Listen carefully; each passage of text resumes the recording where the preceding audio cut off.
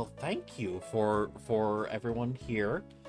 But now we are live, and hello and welcome to the stream. I am your host, Ruby Summer, your resident monster expert and rapidly aging millennial. And I am Zero Gun, king of the Kaiju Sauruses, strongest of them all, and that freak over there, that's Michael. He's also a Kaiju Saurus. Hello. So, Zero's been having a bit of a rough week, a rough month, rough year. Life. Yeah, no, that's fair. So like, listen, cortisol is high, so we're just keeping today's stream, not using the Awaken Corner, keeping it private, keeping it small, and that's nothing wrong with anyone who usually pops in. Just people popping in and out can sometimes add to the stress, you know? Also, Ruby, you forgot to add my stream. Oh, so I did. Also, you got Ace's silhouette just bebopping on your head. Is yeah, that no, on the purpose? bunny's gone. Oh, okay. I'm setting up for the Ace yet. 2.0. I'm just saying, like, it's just a silhouette. Anyway, I think we gotta go to the library today. Yeah, no, but before we do, while Ruby's setting that up, everybody. So I looked up what our level cap is for our next gym, because you know we just beat a Steel Man whose name currently escapes me. Rourke's dad. Byron? Yeah, Byron. That's it. Thank you. So we just beat him, and while we were doing that, our level was 39, which I was about to say, as you can see here, but you cannot right now. But so we're at 39, and for those of you who don't remember, what happens after Kanalov?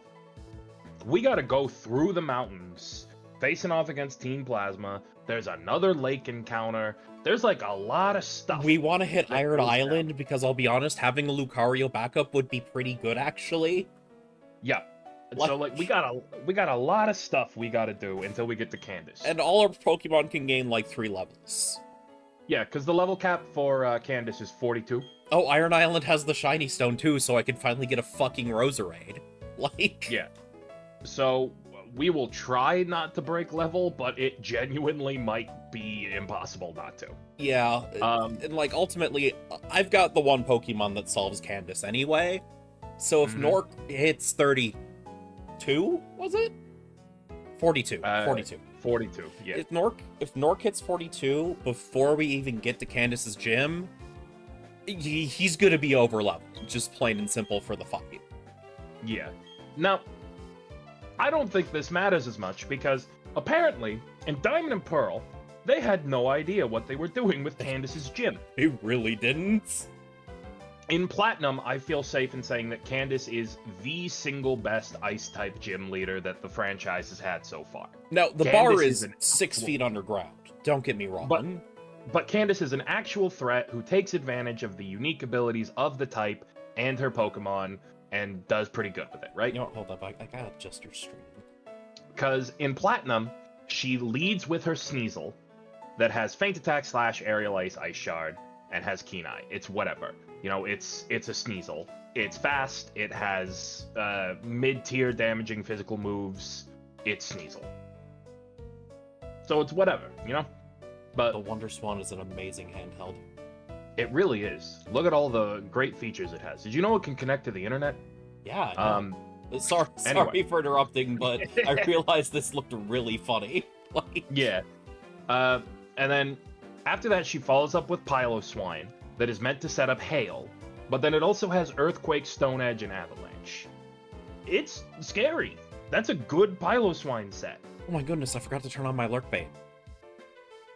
The only thing that most people would probably change about that Piloswine is to not make it a manual Hail setter.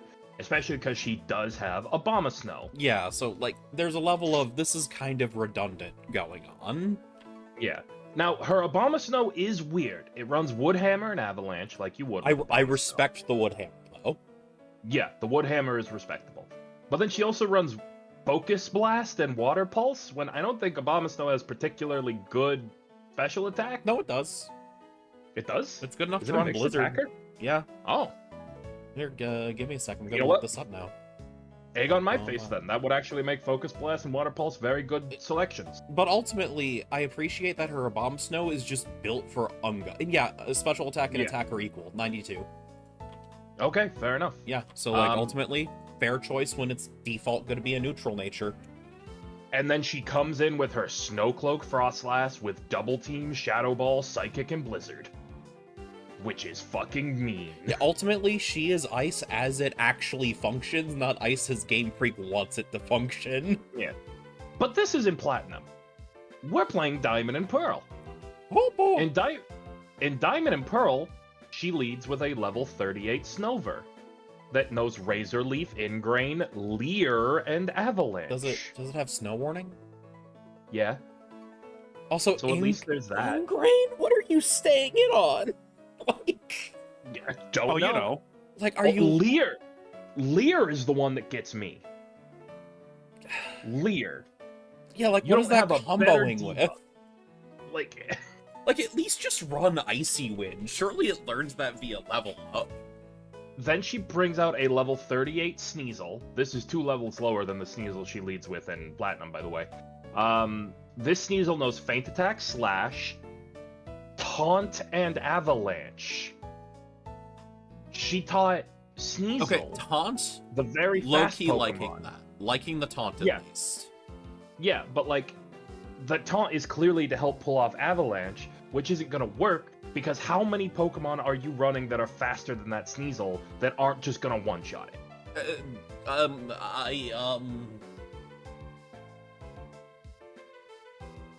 Yeah, exactly. Avalanche on Sneasel is the dumbest possible choice. I think even Alakazam can one-shot Sneasel. Like, Yeah, because Alakazam can learn Focus Blast. Anyway, then she comes out with Medicham. Not another Ice type. Medicham. a Medicham. Like, That knows Bulk Up, Detect, Force Palm, and Ice Punch. I mean, hey, it has an ice move, at least. Yeah. yeah, but like, at least Flint has an excuse. What's Candace's? Like, you could already catch Swinub in Diamond and Pearl. They didn't need to do this. And then she leads with Abomasnow, which is her ace in Diamond and Pearl. which, And it's got Woodhammer and Avalanche. respectable, Good. understandable even. Mm-hmm. Again, And then very- Swagger and Grass Whistle. Like, specifically, the Woodhammer and Avalanche are selling me on a I'm going to go hard no matter the risks type strategy. Grass Whistle, though. Grass Whistle and Swagger. Okay, no, Swagger also plays into the risk thing. Like, Grass Whistle ultimately Yeah. does, too, on the sense of it's not very accurate, but not in the sense that, But it's not Unga. It's like it's not tactical grass shit. yeah. But also, someone should check it on Candace. She might have a crippling gambling addiction. She might. Like, Because even when she replaces Abomasnow as her ace with Frostlass, her Frostlass's thing is evasion. which is a fascinating, like, sub-theme, you know? Anyways, we're going to Iron Island, right? Yeah. So I have a copy of Ruby version in my GBA slot. So now as long as Zero doesn't have Sapphire inserted, he gets the Riolu. Yeah, I do not have Sapphire inserted. A crumbling gumbo Does that mean Ruby gets a addiction. Mahwile? A crumbling gumbo addiction. Because, like, listen, the only unique encounters we can get on Iron Island besides the gifted Riolu is Mawile and Sableye if you have a Game Boy Advance cart inserted. Wait, Yeah. Ruby, What? Don't forget to pick up your ether. go play Pokemon Ranger right now. Why? Because then we can get Manaphy. Oh, that no, a- I was going to say for the Aura Sphere Riolu. Oh, I see. Well, it learns it as a Lucario. It's not a big deal. Yeah. But, hype moments in Aura Sphere. Shit, you got me Fuck there. you. Fuck you. Which way do we go? Because we want I to run don't- into Rourke as soon as possible, right? Or not Rourke, Yeah. Riley? Yeah, Riley. Hello. Here, it's you go. lovely to see You go one way. I'll go the other. We'll see who bumps into him first. Listen, Hey, Graveler. I mean this so genuinely. Riolu with Aura Sphere isn't doing a whole lot. Yeah. Also, I'm glad that you're alive, Oms. The best thing about Riolu with Aura And these Sphere is trainers that it are will level become- 31? Yeah. I mean, okay, this Luxio has rivalry, so watch out, it might survive this close combat. Oh no, the anxiety. Like, I guess this implies we're meant to do Iron Island before the Canalov Gym? Oh, hold on. Forgot to do something. Go! Thanks for the revive, Mike. Also, I keep forgetting that my controllers A and B are switched from where it was on the DS. This does Cosmos inputs, and it's very funny. That said, again, I'm glad you're doing better, Holmes. Oh, that's right. My hidden power is electric, not ice. I keep forgetting that. Why do I keep forgetting that? Anyway, Psybeam. You lived that Psybeam. Good for you. Good for you, Cherim. We're proud of you, Cherim. Okay. Oh wait, I don't want to miss that item because that might be the shiny stone. Do we both need one?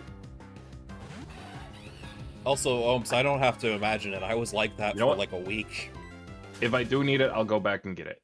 This is not how you get it. I think we have to go down to get the Riley. I don't think we get to him from the top floor. Yeah, this is a short... Oh, there's an Iron Ball here, though. You know, I don't think any of us have Pokemon that can make good use of that. Yeah, Does Lopunny even have Klutz in Gen 4, or was that a later edition? No, it has Klutz in Gen 4, I'm pretty sure.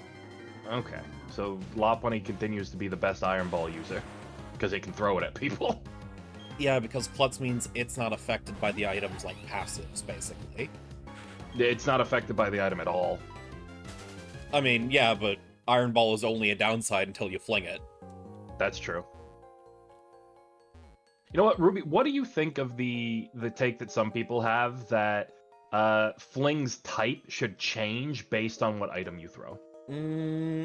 I think there should be a selection. It shouldn't just be any type. Although, okay. Wait, no, if it's a type booster, I think I kind of get where they're coming from. Mm-hmm. Like, you know, the plates, the charcoals, stuff like that. Yeah. Like, I can also get, like, oh, you're tossing a flame orb. You could make it fire type then. There is a good argument. I understand it. I am of the opinion that instead of changing the type, because it's still inherently a dirty trick, so it should still be dark type. No, completely valid argument. It should pick up a secondary effect based on what you throw. I mean, it does that already. Yeah, the issue is that the only one that's relevant is Iron Ball, because all the others suck. Yeah, and I mean, like, it should be stuff like, if I throw a Zap Plate, it should have a chance of paralysis. If I throw fucking Sticky Barb, it should have a chance of poison. Like, I think there should be a lot of interaction. We should be like nastier that. with Sticky Barb. I say it traps you. Oh, that would be fun. Oh, yeah. I want to get esoteric with this. Yeah. Yes. If I throw a spell tag at you, you're affected by curse. Oh, that'd be so fucked up, actually. Here, if you use an Iron Ball, it kills you in real life. No, it should always be physical, obviously, and like, what's the minimum damage? Because it's based on the item's weight mostly, 10. Right? 10? Yeah, the minimum is 10 if you throw something like the fucking balloon. I think that we should make the floor like 40, like something at least usable, no matter how, like, niche the secondary is.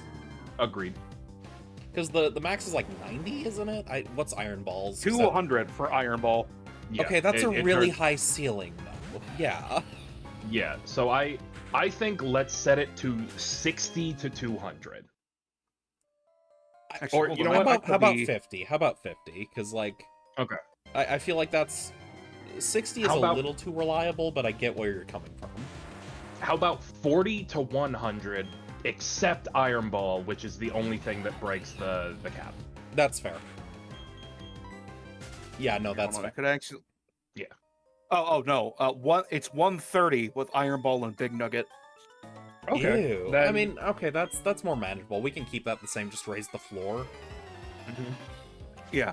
Or at the very It's least, like, like, Big curate Nugget, the I list get of it. secondaries to make it worth dealing 10 damage, you know? Yeah. Yeah. Like, if it's gonna deal 10 damage, it's gotta be a mean one. Yeah, Mr. 'cause Grinch. like Big Nugget, I also get. It's a big ball of gold.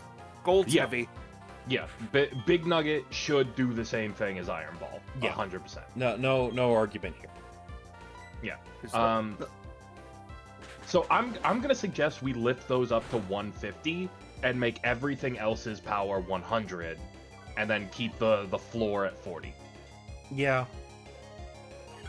And then, because that way, there's not really anything you could inflict that would be worth only doing 10 damage. Not necessarily. Okay, what do you think you could inflict that would be a good trade-off for only 10 base damage? How much damage does Nuzzle deal? I think like 40. It's like 20, I thought. It's really low. Hold on, I'm looking it up. Let's see here. Nuzzle. No, it's base power 20 for Like, guaranteed paralysis. Ultimately, yes, this is not base power 10. But people use Nuzzle. Yeah, because it's better than Shockwave. Or is it Thunderwave that does the paralysis? I can never remember. Well, it's better than Thunderwave, ultimately. Not Thunderwave, because... not because Thunderwave is bad, but it's untauntable. That's true. So That's true. Yeah. So that's part of the reason that Power Up Punch got used, even though it's less of a boost than Swords Dance, because it's untauntable. That's true. So, okay, I would be willing to accept low damage then, but I think a floor of 20 in that case. No, that's fair. Yeah. I'm just saying, I don't like, know. Would you obscenely consider, like- low damage is acceptable if the trade-off is you don't have to worry about taunts. Mm-hmm. Like, would you consider tossing a berry, like power 10, and a power 20? I mean, That's probably what I put it. Like super light stuff, like a piece of fruit. That said, Jinkai also knew, I want to point that out. Jinkai knew, yeah, people use Nuzzle because it deals damage and is thus untauntable. And also, it has the added benefit of breaking sturdy and sashes. Yeah. yeah. I'm not saying I don't think it's better than Thunderwave. Yeah. Like, I fully get it. And part of this is, paralysis is a very strong effect, admittedly. I just thought it was like Ember tier of strength, not below. Oh, here's Riley. I went the exact wrong way. Okay. Hi, Riley. Oh my god, it's Sir Aaron. You're Zero. I'm Riley. I'm a trainer, and yes, it is a bit odd that I would be training here. So he's If that you'd away? like, we could team up. The wild Pokemon here are restless. Yeah, he's that away. I have not run into Yeah, a fucking Sableye once. Yeah, Let me look up the encounter rate. Hold on. Because I'm not, Yeah, like, that what- repelling or anything. Yeah. Let's see here. Sinnoh, Iron Island, Diamond Platinum. yeah, it's that what there's Sir Aaron from Lucario and the Mystery of Mew. I will admit, Riley's got drip. Yeah. Like, there's no denying it. Homeboy's got drip. Sableye's only an 8%. I'm assuming Mawile is too, ultimately. Yeah. Yeah, sorry. Let's go gambling, Ruby. Oh man, I hate wild doubles. I forgot about this. Yeah. Oh man, I'm gonna have to kill the Graveler first because I do not want it exploding.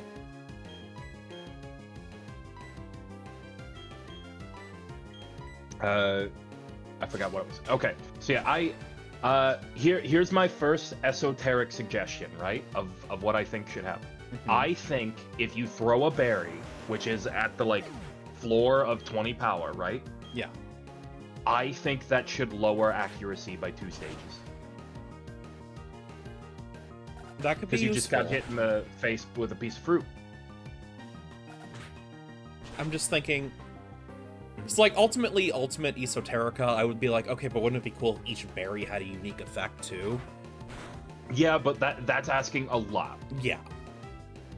Like, I But don't also, want- I think but also consider this, okay? Consider this. okay, I'm considering. What if Barry only deals 10 damage now, right? This is Okay. the use case for 10 damage, I promise. Okay. It activates the Barry's effect on the target. Automatically, On the regardless of other... You force feed someone a berry for 10 damage. But there's not that many berries with downsides that I'd want to do that. No, not downsides. Upsides on Oh, your you're allies thinking and of- doubles. Ooh, I see. That could be really good. I do like that.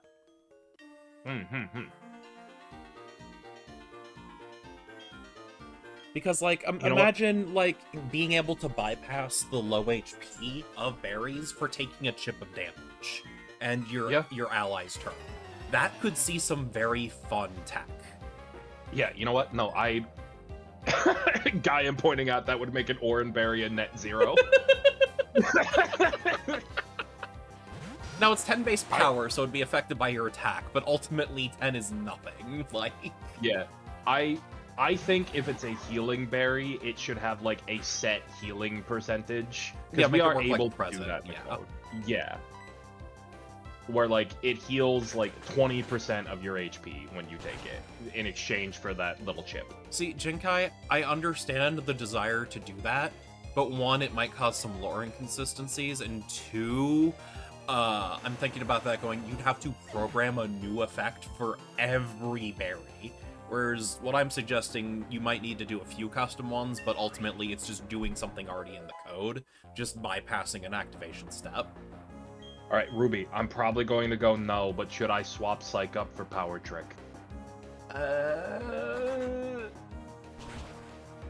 Medicham? Yeah, no, right? Like, what's its defense and attack? Like, is that even worth the buff? Well, Pure Power would be kicking in as part of the Right. swap. So, like, raw stats, is the defense higher than the attack stat? Let me have a look-see. Let me have a look-see.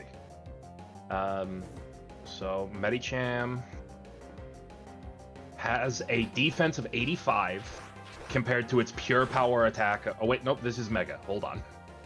I was not in the Gen 4 By the way, decks, this and Machoke might explode Lucario. I'm gonna choke on this. Anyway, okay, so it's a defense of 75 versus the pure powered 120. Is that before the attack of the pure power or after? Before pure power, it's 60. So the defense is higher. Yes, but this would take pure power into account. As in, like, if I swapped, I would end up with 120 defense. No, pure power only applies to whatever's in the attack slot. Oh, would it? Ooh, okay. So it would take your defense stat and double it, but your defense is lowered as a result. Now, that raises a question, though. This would raise my attack stat from 120 to 150. Yeah, so, ironically, this would let you deal more damage. Also, yes, I've got a preview of the little guy coming. Yes. This might be worth replacing Psych Up with. Because Psych Up entirely relies on the opponent Trouble with the setting trolley, up. eh? Going from 120 to 150 is the equivalent of a Swords Dance. Like, this is all base and yada yada, but, like, it's...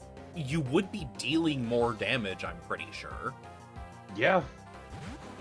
Like, you are set to deal more damage at the cost of some defense. Yeah, you know what? Worth. Steelix?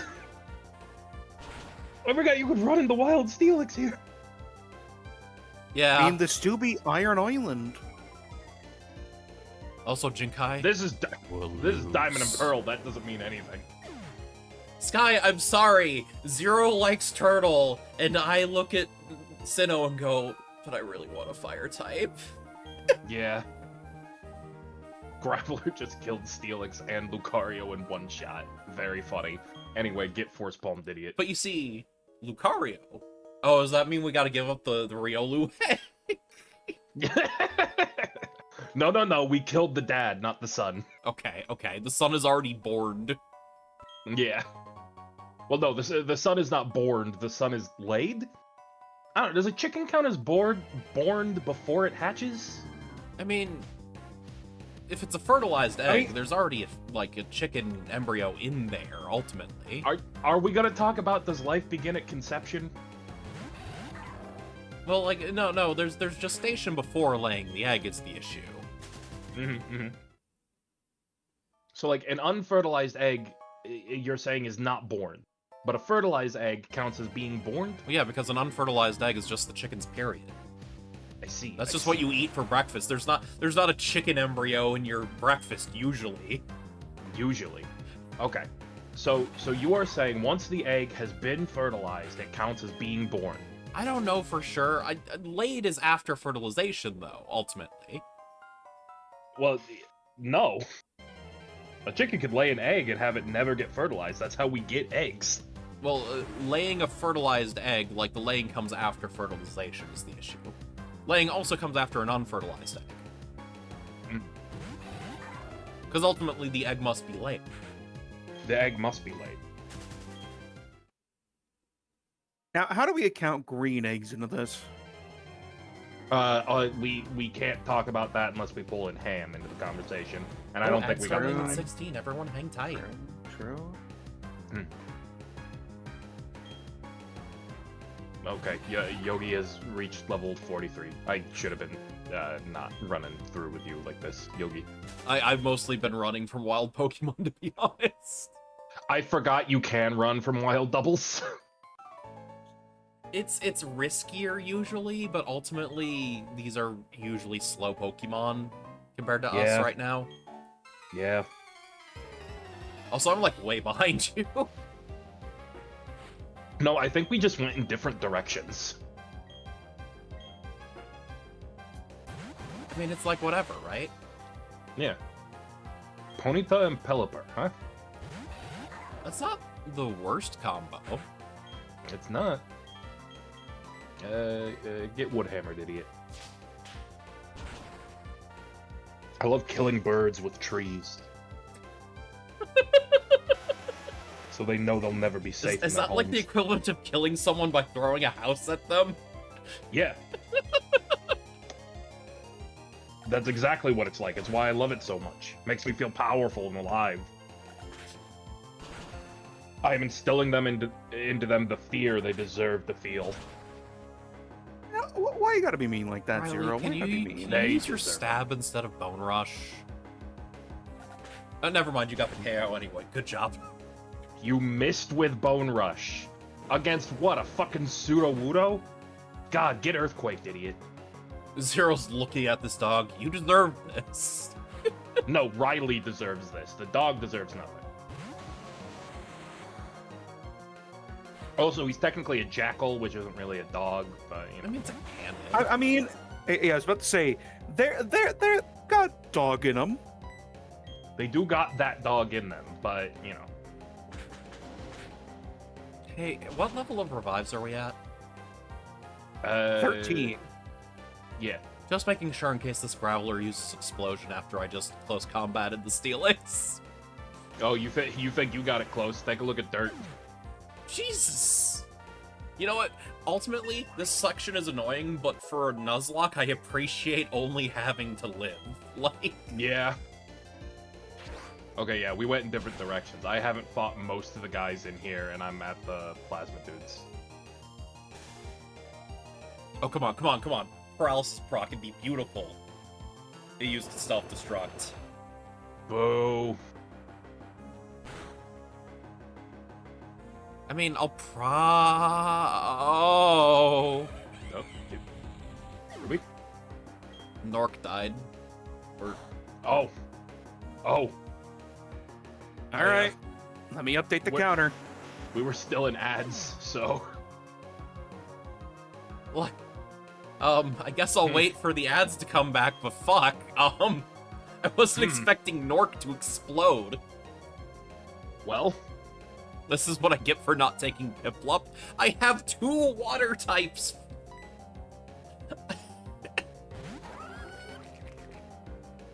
We didn't need Piplup. We needed fire. We needed man's cleansing fire. Wow, you missed with Bone Rush? You missed with Bone Rush, huh? Anyway, so we're Missed back with to 12 revives. Yeah, well, you know. I will Mike- fully admit that was kind of my risk that I took. Kinda. Don't worry, Zero. It's already documented in RDMs. Yeah. Anyway, I'm just gonna Earthquake. I don't need Lucario's help.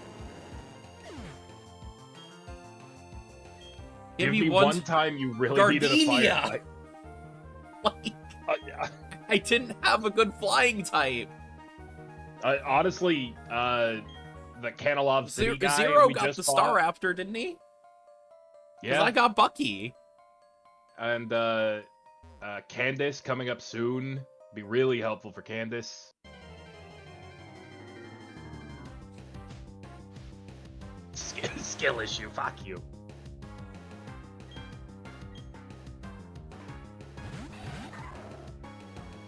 Like, I just listen, shook this cave until these worms died. I don't know why that got me. I'm sorry.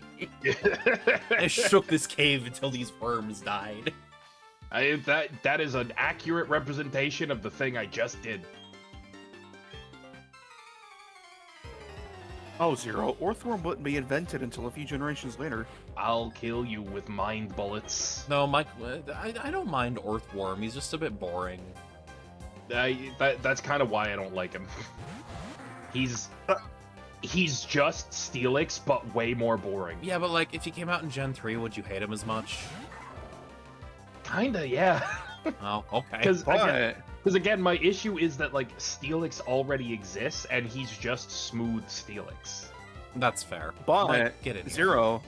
Think about it like this. Yeah. Does Steelix have ground type water absorb? No, but he doesn't need it. I mean, no, that's actually part of what makes Earthworm OU. Yeah, I don't know. I'm not saying Earthworm's inherently bad. I'm just like, everything that Earthworm is, Steelix already was. But you see, while Steelix is just has big defense, Earthworm has big HP and regen. Yeah. And stupid puppet hands. He's got hands. I don't like his butt. Oh, have you not seen his animations where like the spots on his side are revealed to be like weird little doodly bopper hands? I don't want to think about that now. Yeah. Someone get Why not? Mike, get Ruby a picture of Earthworm's hands right now. Do Here, I hold on. have to?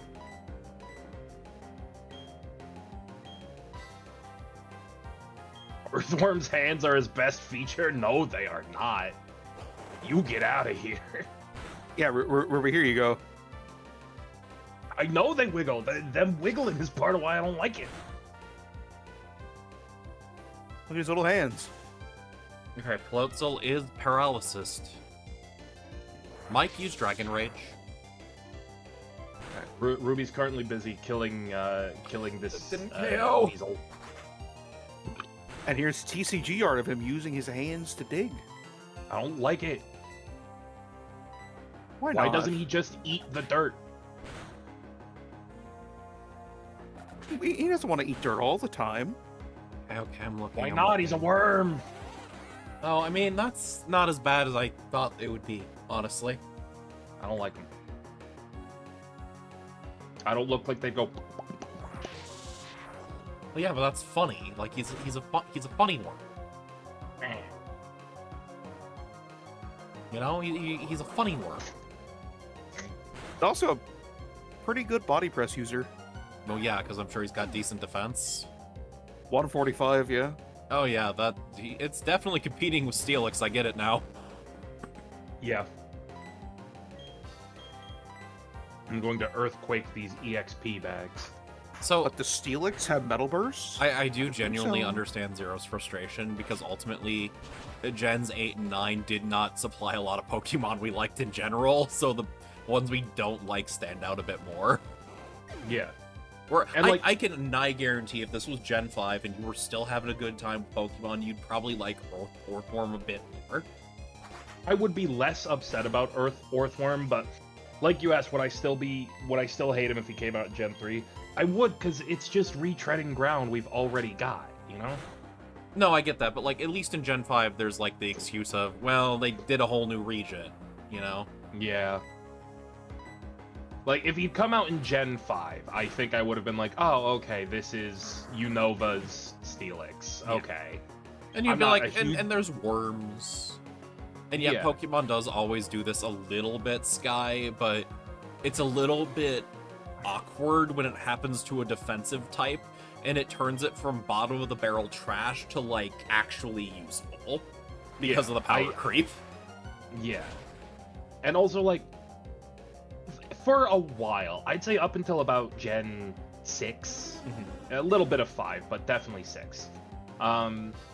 When they were doing a Pokemon that the concept already existed, they were willing to give it its own little flash and flare that helped it stand out.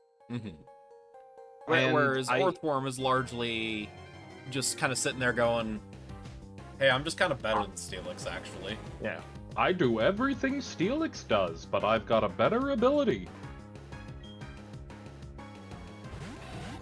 And, like, yeah, no, like, Sky, that's not necessarily what Zero means, because you have a lot of wiggle room in those concepts, and all of us completely understand you can only do offense so many ways. Yeah. Whereas, ultimately, defensive Pokemon that function as, like, good pivots, effectively, where you swap in, swap out, maybe rough someone up for a turn, that's a much more delicate niche, where it's very easy to power creep it because it hasn't been explored as deeply. Yeah. And, like, this isn't even so... Oh, god damn it, I forgot we have to drop a Pokemon off to pick up the egg. Oh my god, we've got to do that still? Ah! Just shove it in my box! What? I'm looking at something. I'm looking at something.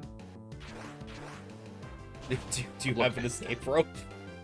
Yeah, I was looking to see if I had a turn off encounters thing, but I do have an escape rope. Oh, that's magnitude 8. I gotta stop bleeding Nork. Yeah. So, like, part of the issue with Earthworm is, like Ruby was saying, it's a defensive pivot, right? You are doing the thing where you swap in on him.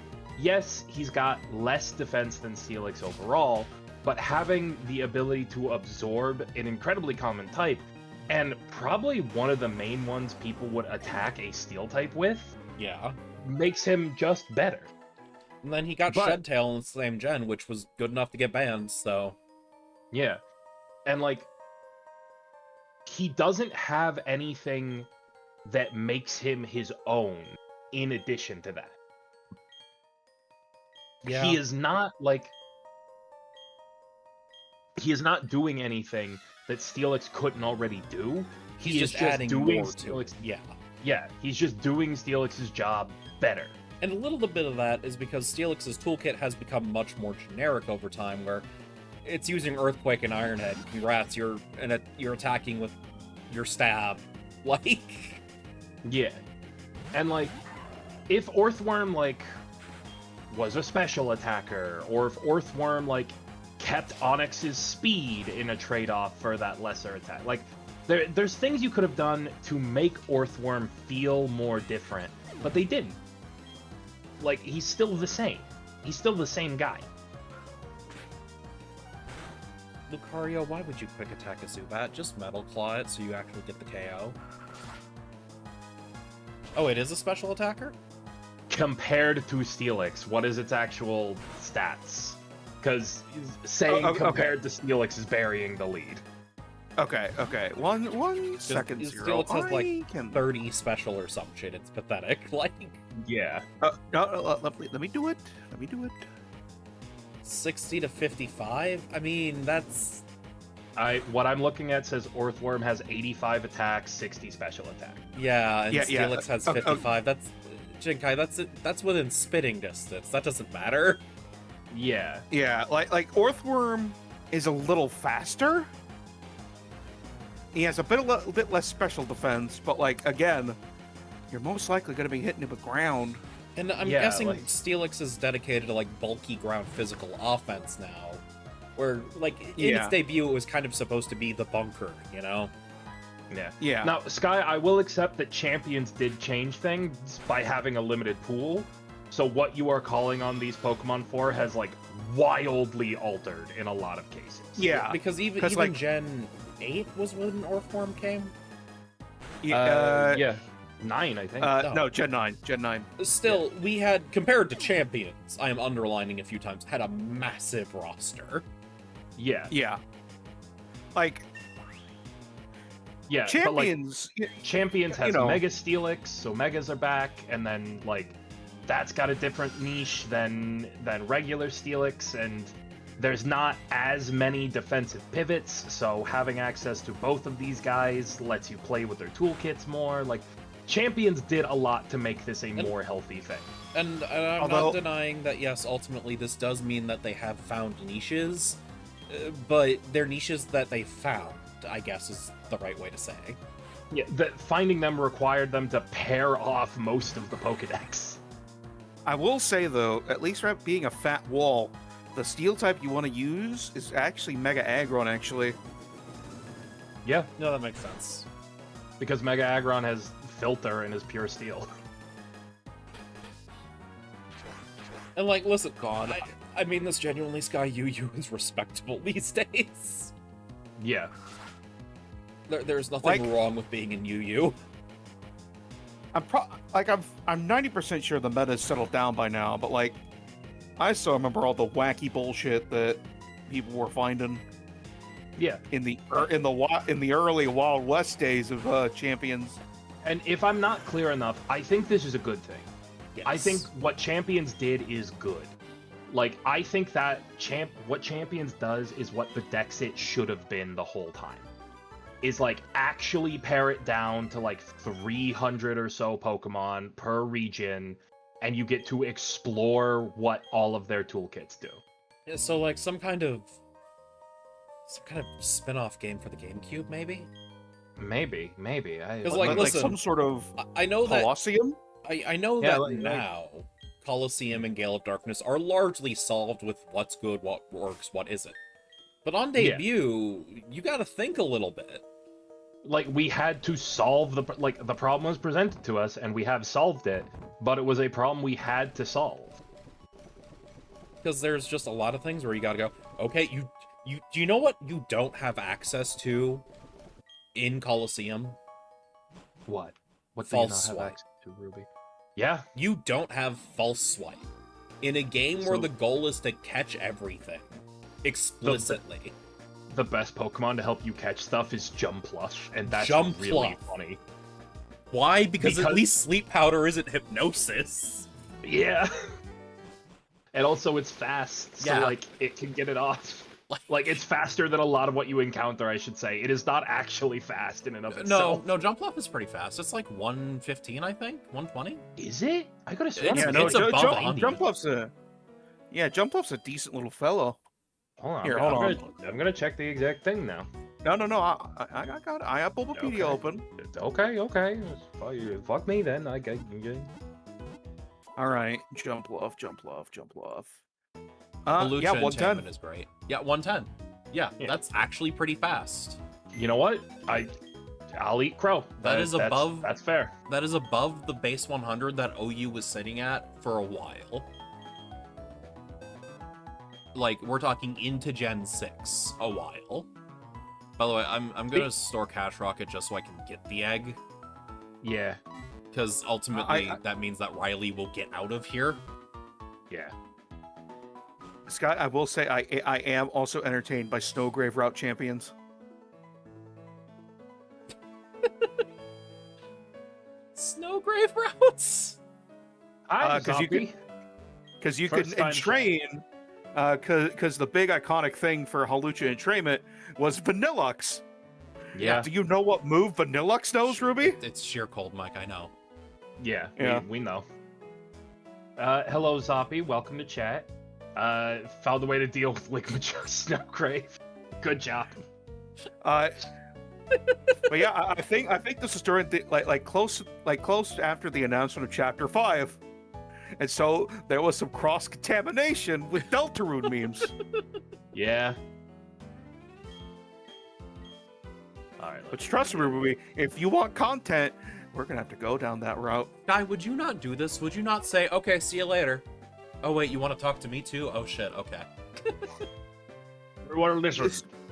You may have forgotten already because I haven't showed up since the first 5 minutes of the game, but I studied the evolution of Pokemon.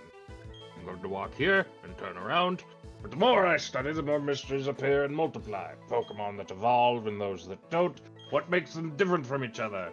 Do those that are immature as living beings evolve to ones more mature? You know, you're And asking so? you're asking big questions, Professor Rowan, that Game Freak is never going to answer.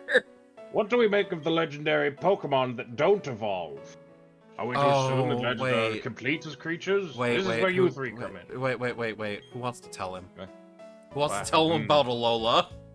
Well, we can obtain data on them to shed some light on how the evolution process works. Is that these 3 specific legendary Pokemon are the ones who will do that? I'm pretty sure. They're considered mirages. Go and help. Okay, hold on. Also, Zero, the thing about Dexit is regulations exist. But yeah, no, Sky, I'm not saying this as like comp regulations or all that. I'm saying like Champions does what I think the Dexit should have done in game, not outside PvP. Yeah. Yeah. Like I think that's what Dexit should have been, not what it actually ended up being, which was an excuse to get people to buy DLC so that they could have more Pokemon. Anyway. And listen, I know that's not quite accurate, but ultimately someone along the way has to have bought the DLC. Yeah. Also, Zappa, you can share it in the Discord server. Also, there should be a I link think below it's the video. normal to just not allow links in Discord, in the Twitch chats, actually. Yeah. Like, I'm standing firm on that one. I'm not letting people just post links randomly. Because, like, imagine how bad the bots would get. Yeah. Yeah. But yeah, So if you want to join the Discord server and share stuff, absolutely feel free.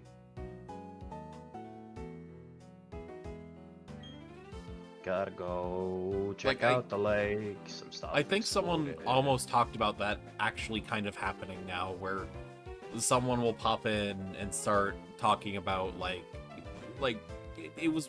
didn't Magino bring it up yesterday, Sky? I thought Magino said something about that. I have a fly. I just need fly. Like, the bots are getting bad. Like... Yeah. Alright, gotta move some Pokemon around so that I can fly to Lake Valor. Come with me, Marishka, for a second. Swapping Pokemon out. Should keep you, because I think I need Surf. Here we go.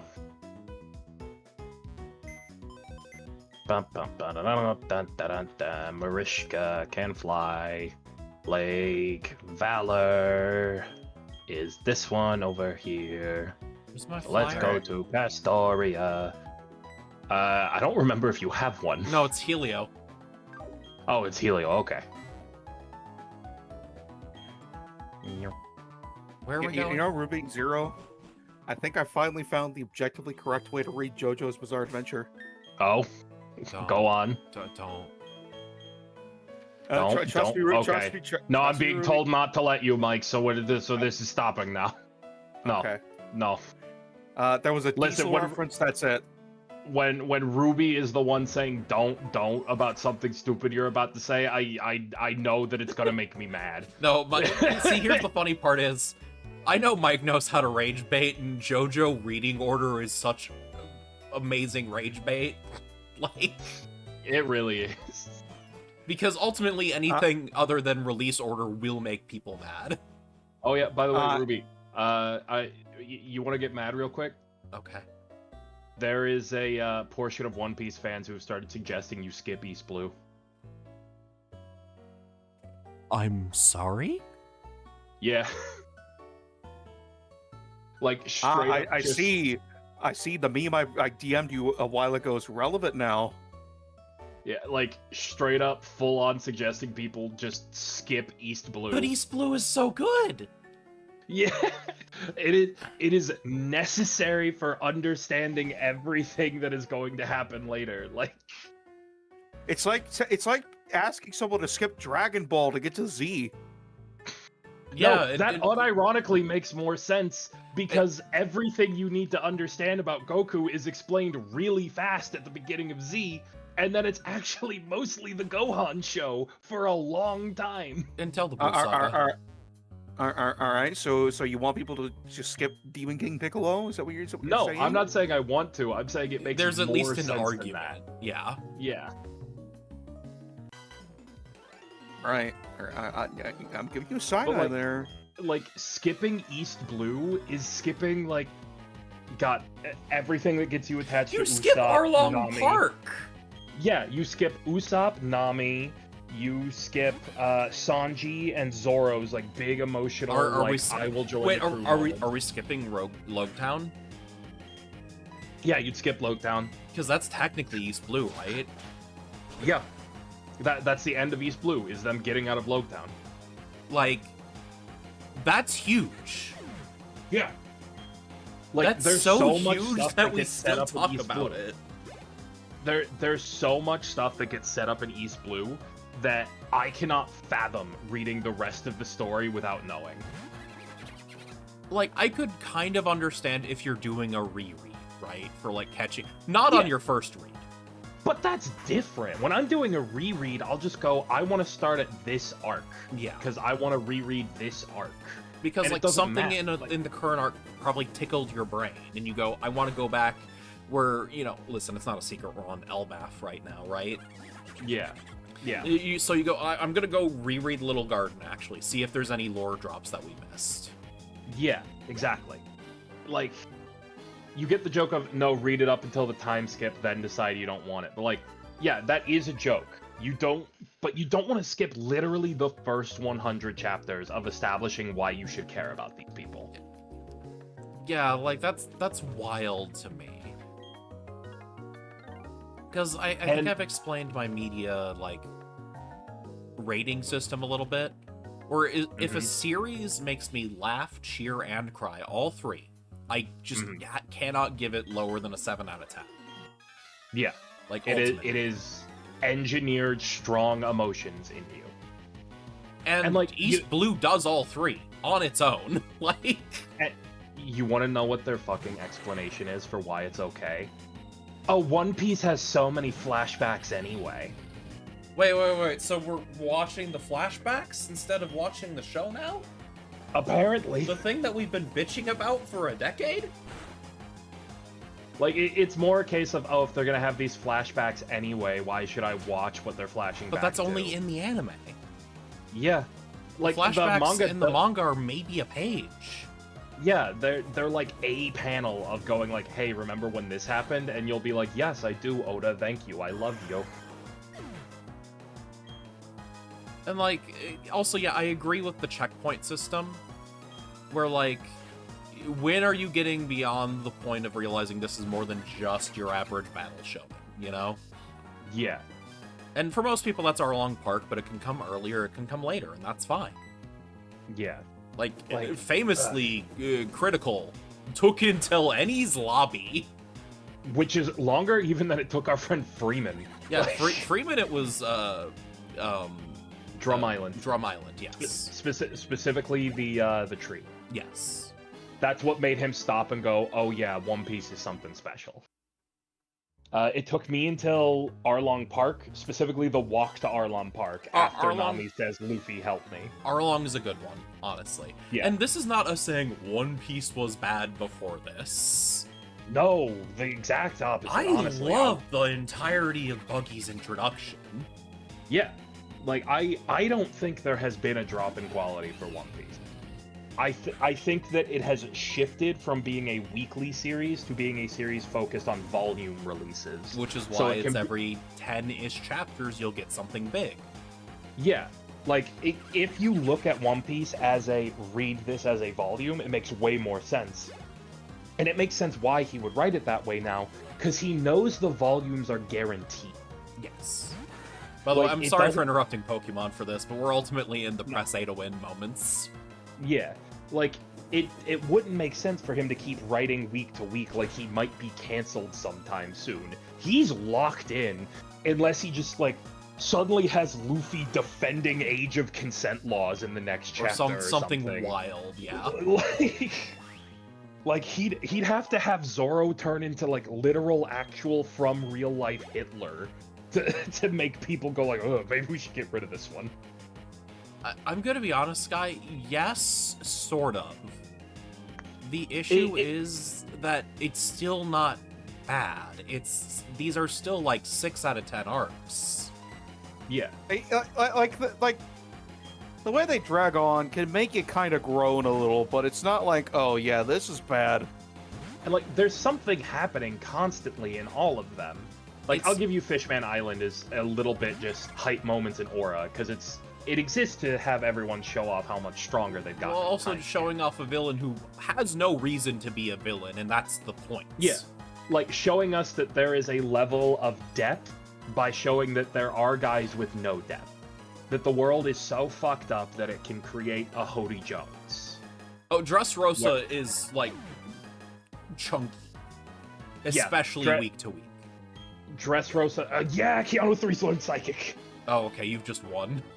Yeah. Reading Dressrosa week to week is rough. But, like, if you're actually reading it, at least there is something happening constantly in The best way I describe Dressrosa is a lot is happening all at once for a long time. All right, Ruby. Yeah. Do I gamble that this Bronzor that's coming out has Levitate or Heatproof? Wait, what? The commander's about to send out Bronzong. Do I guess that it has Levitate or Heatproof? I'm gonna go Levitate, because no selling a move is better than resisting a move. Okay, then I am going to, And here's the thing, Sky. Hody Jones was kind of a jobber, but there's like a kind of there. If they were back before the time skip, he would have been a problem. But ultimately, he keeps barely slipping away and getting a power-up, making him an annoyance. And the reason Hody wasn't defeated quicker wasn't because they couldn't just whoop his ass. It's because he was causing a social movement that had to be defeated at the same time he was. Yeah. Because literally at the start of the arc, when Hody is like getting his guys together, Zoro almost just gets him. Underwater, as a reminder, and this shakes him. Like he has to go and do a bunch of super drugs or he'll die. Like, yes, ultimately he was a jobber, but the jobber, he's objectively stronger than Arlong was, just objectively. Yeah. And so this starts establishing for us, like, here's how the time skip's gonna go. It's not just about beating up the bad guy anymore. Yeah. Beating up the bad guy's not enough. And that has held true in every play. Like, they can't just beat up Kaido. They've got to dismantle everything Kaido has done across Wano.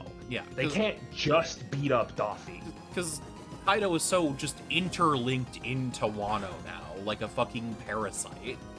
That even if they got rid of Kaido, he's got a million different guys who would step up and keep doing problems. Yeah.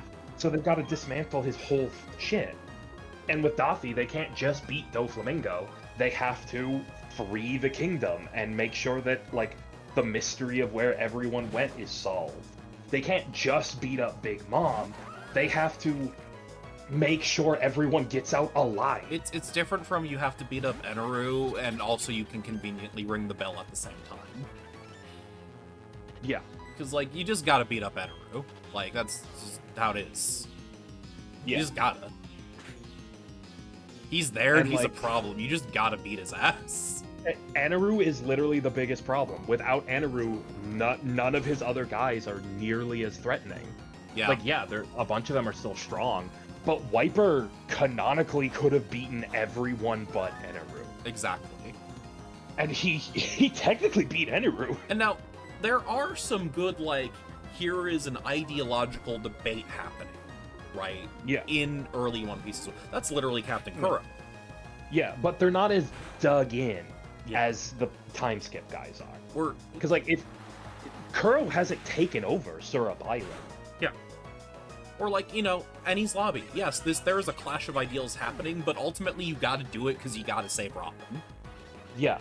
And, like, you have to decide, is it worth declaring war on the world for, your friends and stopping injustice? And they decide, yeah, it is. But all they gotta do is beat these guys up and take Robin home. Yeah. There's not there is, like, the breaking and entering that they have to do that first, but this is, Yeah. And yeah, Sky, that's exactly what I'm talking about. Technically, Wiper killed Eneru for a few seconds. It's just Eneru has bullshit. Yeah, basically.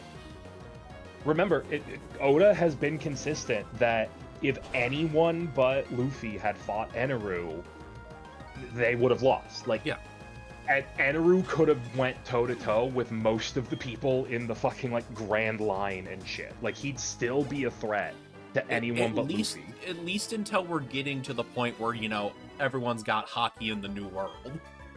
But even then, like, his observation... Lightning. Yeah, his observation hockey mixed with his lightning is so powerful that we didn't start seeing people have better observation till we started going against the Emperors. Yeah. Like, I fully believe that Eneru versus Doflamingo would have been kind of a shit stomp. Because ultimately, what could have Doflamingo really done? It's the moment that Eneru learns, oh yeah, I can just observe where the strings are and just weave my way through them. He's not gonna hit me. Yeah. Also, Sky, I disagree, mostly because a lot of that damage was done by Toei introducing stuff in the anime that wasn't really there in the pages. I will agree that when he first comes back, and he's doing the, like, super horny, like, I'm literally turning to stone around women shit, super cringe, does a lot of damage to him. Wait, where are we going, by the way? I think now we start heading for Snow Point. Wait, do we go to Verity next? Oh, we might. Yeah, let's go to Verity just to check. It's a single patch of grass. And if not, we can go to Snow Point. It's whatever. But yeah, I think Whole Cake Island did a lot to help Sanji overcome the fact that Oda did kind of ruin his reputation there for a second. Yeah. Okay, it is Verity. You were right. Okay. Because I was like, wait, no, we gotta go to the Three Lakes. That's the mission today. Yeah. I just couldn't remember if we went to Verity after Snow Point or not. No, I feel like since Snow Point is the tip of the triangle and also, like, our next gym, I get why they want to direct us there third. Yeah. Yeah, no, I fully understand. This is the better choice. I just couldn't remember. It being the better choice doesn't mean it's the one they made. True. We have found that repeatedly today. Yeah. Like, Whole Cake Island did a lot to establish Sanji, like, here's why he cares so much about connecting with people and finding affection. Yeah. It did a lot to tell us about, like, beyond just wanting to be the best chef and, like, the trauma he experienced with Zeph. And finding Blue, like, as his ultimate dream. Like, what drives him at his core? Why does he do what he does? And, like, I think we got a lot of that we'd been not exactly missing from Sanji, but that was very welcome. Because so far, the only other person that we don't kind of know that stuff for is Zoro. And with Zoro, it's because it explicitly doesn't matter. Yeah, because effectively after Kuina died, we know his story. He was just out being a bounty hunter for a bit. And before he got to Kuina and, like, the dojo that they worked in, he didn't care. Yeah. Whatever he was doing at the time didn't matter. Like, he talked to an old guy once. The only thing we don't know that would be nice to know is what drove Zoro to decide to be a swordsman. That hasn't been told to us yet. But as far as we care, he just likes swords. Who cares? Yeah. That could literally be the answer, because when he shows up to learn to be a swordsman, he seems to care more about the fact that swordsmen are cool and strong. Yeah, he just might think it's cool. Like, so his idea of being the coolest guy ever is being the strongest swordsman. Yeah. He wants to be the coolest guy with the most unbreakable back. I love that phrase. It's such a nonsense phrase. No, Do you I know what get it. that's from, Ruby? No. Oh God, Mike, do you know what it's from? What was the phrase? The most unbreakable back. No. Oh God, so most unbreakable back is God, Wait, it's a is- Yakuza quote. Okay. Yeah, Oh goodness, it's that from- was a lot, Sky. Give us a second. Oh, okay. Yeah, it's from Yakuza, where in the really bad English dub, Kiryu describes his dad as the strongest man with the most unbreakable back. Oh, Sky, that's too big for my OBS. Hold on. Yeah, alright, hold on, let's see. Is that the one with Mark Hamill Majima? Yes. And what he's trying to do is describe how he remembers his dad having a powerful back. Like, in that Japanese way of, like, has no scars on his back. Like Whitebeard, unironically. And so, just a really bad English translation turned that into the strongest guy with the most unbreakable back. Okay, so let's see here. Gotta remember, he was like that for Fishman Island. He wasn't that much better in Punk Hazard. Yeah, Punk Hazard was also bad. Wasn't there in Dressrosa. Like, for or Sanji so. specifically, I have to underline that. Like, Yeah, when it come back, supposed to believe Sanji doesn't believe Luffy could get him out of the jam and just play like... No, it's not that Sanji doesn't believe Luffy can get him out. He doesn't want Luffy to because he thinks it's too much trouble. and ultimately, like... It's Sanji revealing his lack of self-worth. He doesn't want Luffy getting that deep into the bullshit of dealing with Big Mom and the fucking Vince Because Smokes. even if he Because he doesn't wins, think he's it's gonna worth be it. a problem. Like... Yeah. He doesn't think that he's worth it. Because even them raiding the world government, Sanji thinks Robin's worth it. Sanji doesn't think he's worth it. Yeah, but Sanji is a hypocrite here. Absolutely. Yeah, But and he's a that's- very familiar kind of hypocrite. Like, Yeah, that's at least partially on purpose. there are I am probably a person like that, in fact. Yeah, Like, ultimately, I can see myself saying, yeah, no, I'll absolutely fight tooth and nail to save your ass, but, like, no, just leave me behind. It's fine. yeah, It's fine. It's fine. Don't make it a big deal. It's fine. yeah. And, like, that's why when they fight, and Sanji is even saying, I know you're gonna keep fighting. I know you're gonna keep chasing me. So I have to fight you, because the only way I can think of that you might leave me the fuck alone is if I really convince you that I actually hate you now and have given up on you. And even And then, it Luffy doesn't didn't work. really believe it. Like, Yeah, Luffy didn't believe it. He could tell he was lying. And that's why Sanji is, like, breaking down as they leave. And he's just like, oh, Jesus Christ, Luffy. Oh, you're my best fucking friend. Oh, God, I hate myself. Luffy is so fucking cool. Luffy is so fucking cool. Get you a friend like Luffy. God, I wish. I am the friend like Luffy. That's the sad part. And, like, obviously, all of this is subjective, Sky. What we're reading isn't what you're reading in the end. Yeah. I am not saying you're wrong or stupid or anything. I just think that, like, it's discounting the idea that what is driving him to act like this is his lack of self-worth and his suicidal ideation. Yeah. And, like, there's kind of a level of, like, maybe Sanji just does have low self-worth. Like, it would track. Yeah. What we kind of know he does. Yeah, Like, like that's he's- part of why he scraps with Zoro so often. Yeah, and, like, his ego is very fragile because it's inherently tenuous. There's not a lot backing it up. And, like, it's why he's so willing to sacrifice himself. It's why he stands against Eneru. It's why he stands It's against... Probably part of why he Kuma. sticks to his morals about women so strictly, because, like, ultimately, that might be the only thing he thinks he has is that moral line. Is like, if nothing else, I don't beat women like my family did. Yeah. Also, Slagsville is clowning on this Perugly. It's so satisfying. Yeah, because you're bulky as hell. Yeah, it's just... Bastiodon has been proving so useful since In, like, I the got her. funniest ways. Oh, yeah. Nork is already level 43. Fuck. Yeah. Like, I just love Bastiodon proving why I love them so much. And, like, actually, no, Bastiodon can pull some good work. Like, The only reason this took as long to end is because Slagsville went to sleep, and I didn't want to spend an item. and like, I admit, Pudding is clearly not done. I mean that. Like, Pudding is Yeah. going to be resolved, just she wasn't ready for it at Whole Cake, and that's okay. Yeah, we know from the cover stories that Pudding is coming back. Yes. Pudding has been kidnapped by Blackbeard and is going to be part of it. Which means her power's fucky enough to matter to Blackbeard. Well, he's even told us why. It's Yeah. because her third eye lets her read poneglyphs. Yep. It's the same reason that Big Mom cared about her. Yep. Which is ironic, because her fruit power is also some horse shit. Like... Yeah.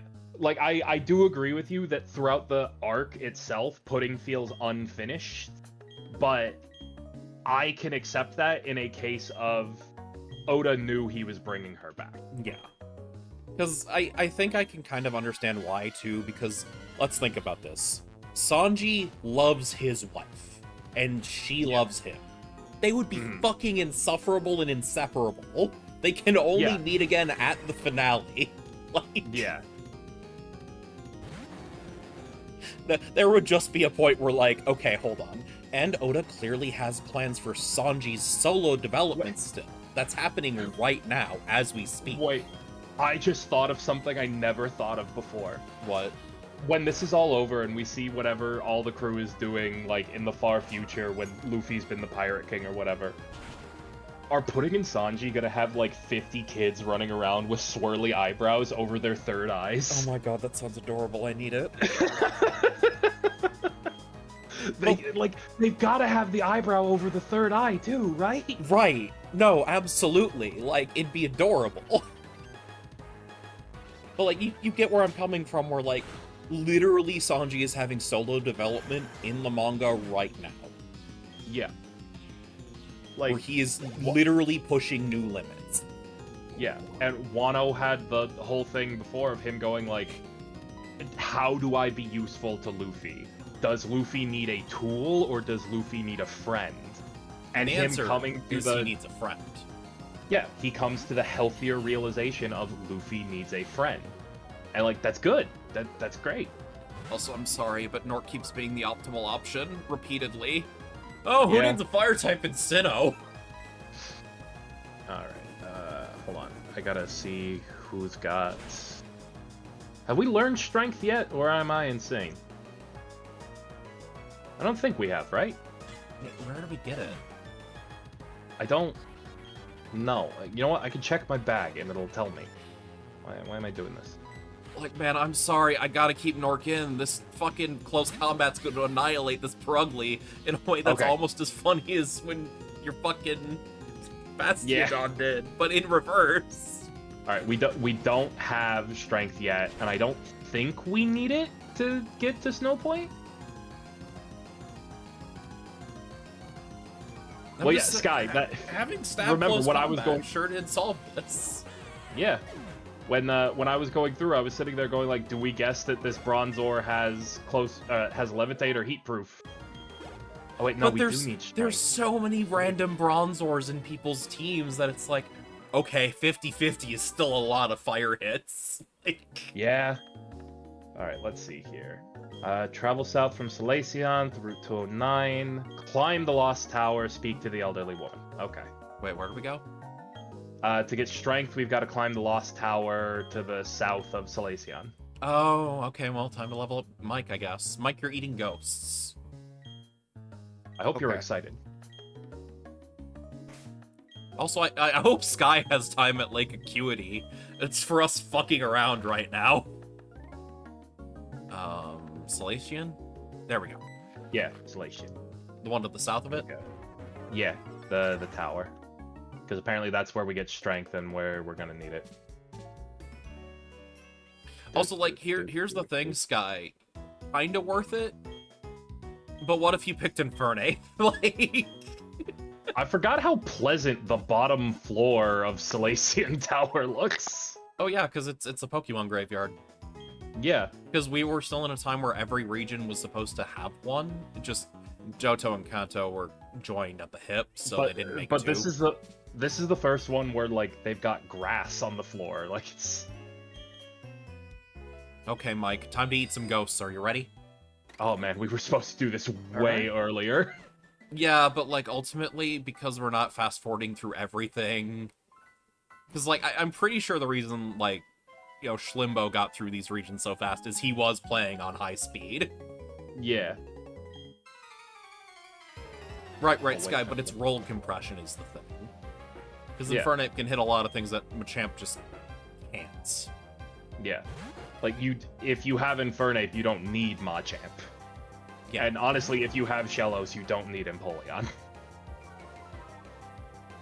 Yeah. However, if you have Shellos, you do kind of still need Gyarados, as Ruby is proving. I mean, because they're helpful. Well, Gyarados is helpful because of the fucking Intimidate, honestly. And the Dark Outrage. I said, I really need to use the bathroom. Can you yap for me for a bit? Yeah, sure, I totally can. Thank you. This might be 5-10 minutes. But, like, I think Whole Cake does a lot to... As long as you accept that Sanji is doing what he's doing not because he doesn't believe in Luffy, but because he doesn't believe in himself, it all clicks very well. In the same way that, like, you've got everyone doing things that make more sense if you accept that they are dealing with their own trauma, not that they don't think Luffy is awesome and will go to the ends of the earth for them. Because, like, I think Robin is the only one I could really say has an issue where she's like, there's no way these people will go this far for me. And that's because literally no one in the world has ever gone far for Robin and, like, done things for her. Except for, the people on the island she grew up in. And they fucking died. So... but, like, Nami believes that Luffy will help her. She just, in Arlong Park, doesn't know if he actually can, because he's more unproven. Usopp believes in Luffy 100% the whole time. Like, there's just no question that Usopp's like, yeah, Luffy's great. Shellos also provides easy access to ice. Hold on, let me go pull up the thing, because we went over it and then checked everything. So Gastrodon. Because Ruby was shocked at how useful Gastrodon was. So, just by level up, Gastrodon provides Ground Stab, which Water Ground is a great typing. You also get access to Hidden Power just by level up, which how good that is depends, but Ruby lucked out and got Ice type with seemingly decently high power, which will hold her until she gets Ice Beam. But then you also have access to Sludge Bomb, you've got access to pretty much any water move you want. You can learn Earth Power, you can learn Ancient Power, you can learn fucking Mirror Coat if you really want. You can learn Amnesia to make you even bulkier. Like, you get a lot of stuff. Like, whereas I could compare to Empoleon, where Empoleon does Water, Ice, and Steel. Steel's not that useful when you already have Water. And this isn't knocking Empoleon, really. I like Empoleon fine. It's just like, I would probably pick Gastrodon most of the time. Because I'm gonna use Gastrodon more, honestly. Ghastly, you're fun. You can just exist. Oh, hey, Return's here. And, like, you don't need Infernape specifically, but having access to a fire type unironically makes a lot of Sinnoh a lot easier, because there's a lot of stuff that having fire is just very useful. Alright, let's blow these guys up. Keanu 3's Hidden Power, please. Kaboom. There we go. And getting strength.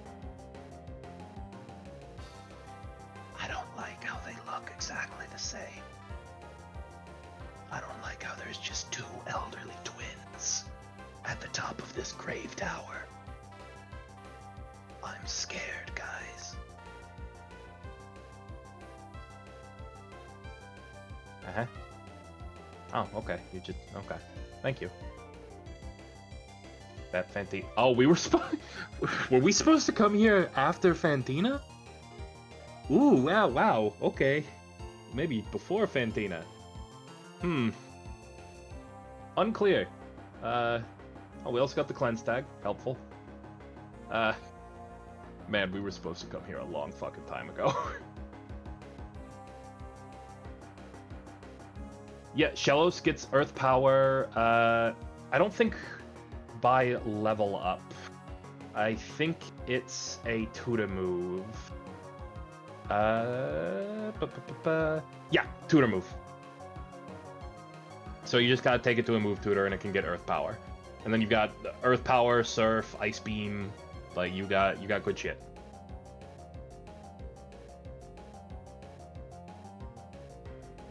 And like, now that fairies exist, it being able to get Sludge Bomb, also super helpful.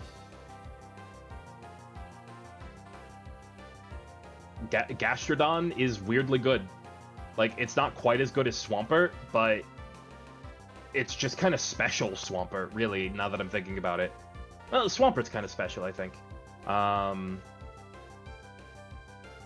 Oh yeah, Gen 9 might change shit, because Gen 9 did a lot of fucking shit to move lists. I don't know what move lists still look like in Gen 9.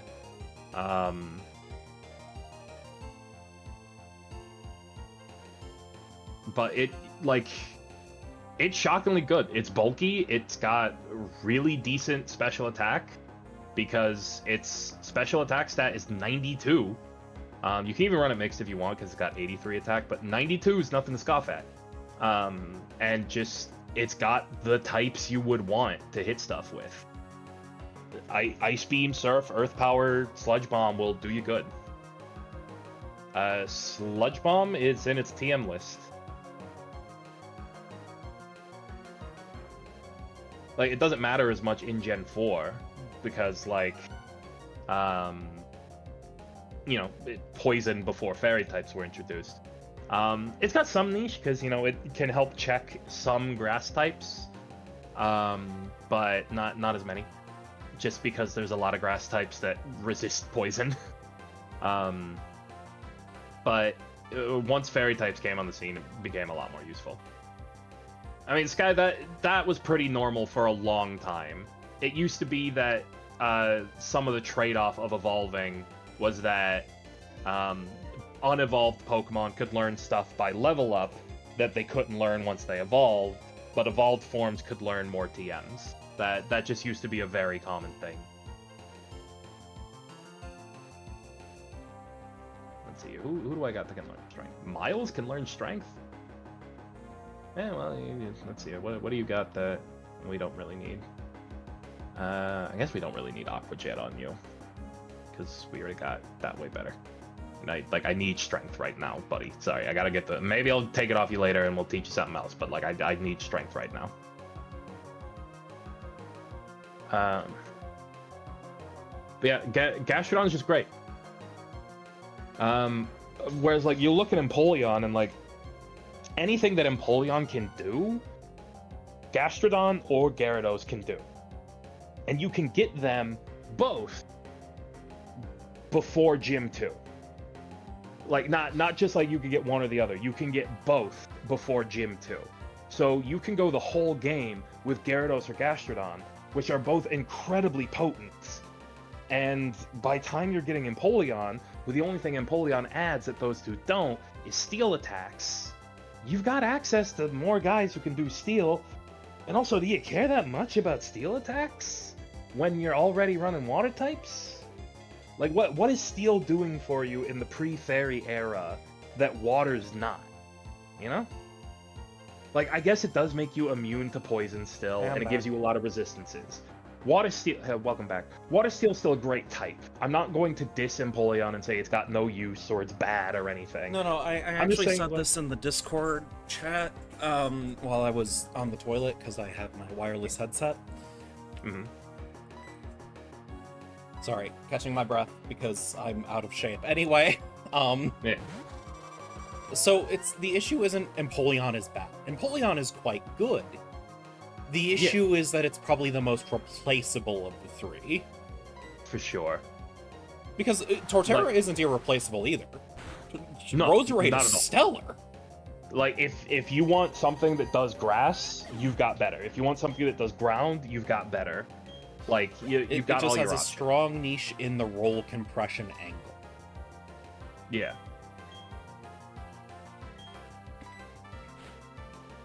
Whereas irreplaceable is what you mean, Sky.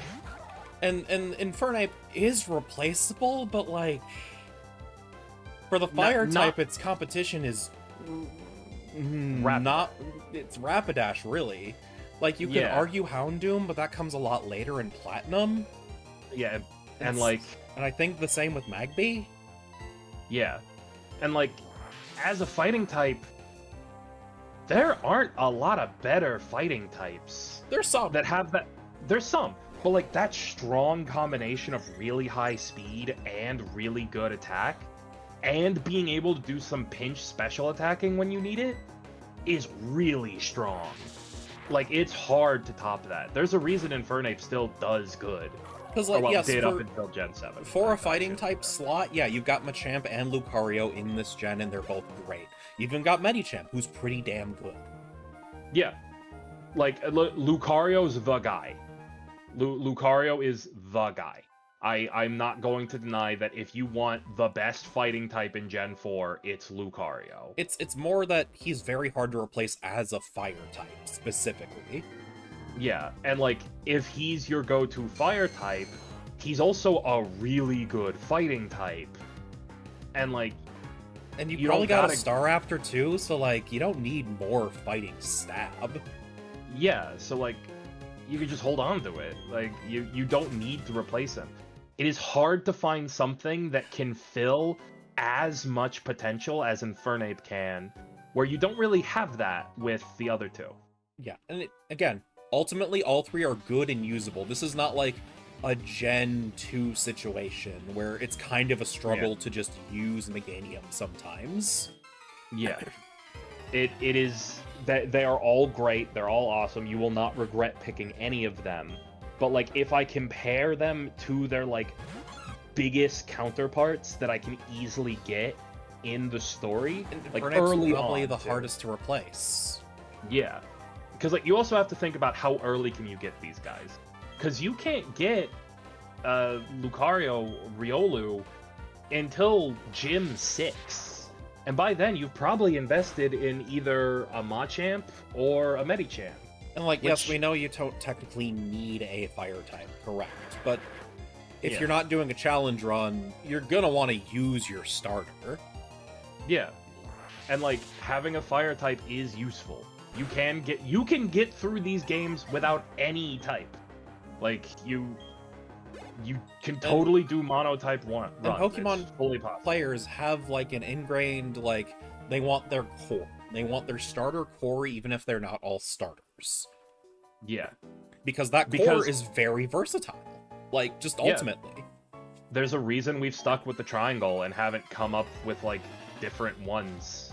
Like, the triangle's super solid. I would even argue triangle +1. Most people want an electric type, too. Sky, I have done an all-bugs run of, was it 4 or was it 5? It was 5. I've done an all-bug runs of Gen 5. Yeah. I could still totally do Gen 4. Because if I did all bugs in Gen 4... I mean, like Kricketune is the big issue, and then you can't use Skorupi. Yeah. If I'm not allowed to use Skorupi, let's see here. Well, I mean, you can use Skorupi, but not Drapion, I guess. But, like, that'd be kind of a slap in the face, because Aaron actually does use Drapion. That's true, but, like, I can get Heracross, I can get Yanma, which can become Yanmega. Like, I've got holdover stops and, like, being able to pick up Beautifly. Isn't like, I've got available in Platinum? You know what? Let me see. I don't know. Let's see. Like, yes, Platinum. There's a bit of a gap, but like ultimately, you know, you could use a Permit for a bit. Yeah, 210 and 215. I can absolutely get it. And like 210's not that bad. That's Salacion, so that's like the halfway point. Yeah. Yeah, Like, you'll have to play smart for a bit, but it's completely doable. I mean, yeah, Sky, like, it's hard to get these bugs, but, like, you can get them is kind of the point. Yeah. And ultimately, you're going to run into this issue with most monotype runs where you don't hack in your Pokemon, where there's going to be one Pokemon you're going to be at it for a bit, unless it's, like, normal. Yeah. Oh, hey, I get a Sneasel. I see. As long as I don't kill it. You're going to kill it, aren't you? I'm trying not to. Okay, yeah, your Icy Wind is pathetic, sir. Thank you. Yeah, it's Sneasel. Yep. Okay, I've got you into yellow. I am now swapping to... Because, like, guy. listen, Sky, we're part of the era of Pokemon where some people just grinded 10 levels above the Elite Four in Victory Road. That was just a thing that they did. Yeah. Like, I am not saying, again, yes, obviously you would be wasting a lot of time to do this without hacking things in, but ultimately it's doable.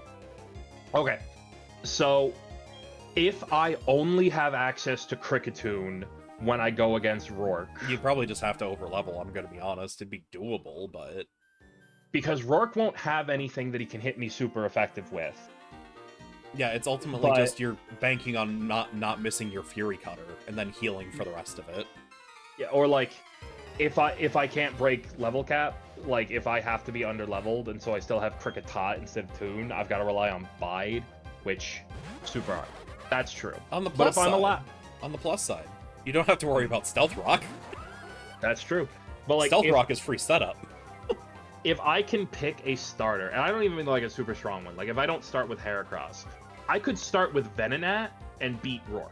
Yeah. I just need something that's not Kricketot, and I can beat Rourke with it. But you're right, if all I have is Cricketune or Kricketot, I either have to overlevel, or I have to start with something else. Anyway, chat, what are we going to name this Sneasel? What are we going to name this sharp lady? What the fuck? Mike, you crit and killed Freeman. My god. The Storm Drain. You forgot about Storm Drain. Yeah, but it made the Aqua Tail hit Freeman and it fucking crit. Yeah. Alright. I can't believe you killed Freeman. No, Mike did. Mike did it, not me. Yeah, no, I'm, hold on. I'm gonna hold on. Look, I'm just saying, you know, long live the king. No, Listen, this is absolutely a, oh, that was my bad piloting moment. In the server, I just pinged Freeman and I said, Mike killed you with his ass today. Okay, but what are we naming this Sneasel? Girl Sneasel. Sky, what moves are you talking about? Half of Rourke moves do super... Yeah, what? Yeah, he's only got normal type moves. Yeah, like, hold on. Like, we found that out, didn't we? Yeah. Well, we found that out for at least Diamond and Pearl. I will double check Platinum. Just Sky, to be sure. if he doesn't have a rock move... Oh, DP has Okay, rock throw? okay. Geodude and Onyx both have rock throw in Platinum. Yeah. But not in Diamond and Pearl. Oh, no, they do have it in Diamond and Pearl. Why didn't they use it on us, then? Yeah, they never used it. That's weird. Okay. But, like, you could still do it. If anything, that rock throw is going to make dealing with Onyx via Bide way more tolerable. Yeah, like, I 100% can do it. Like...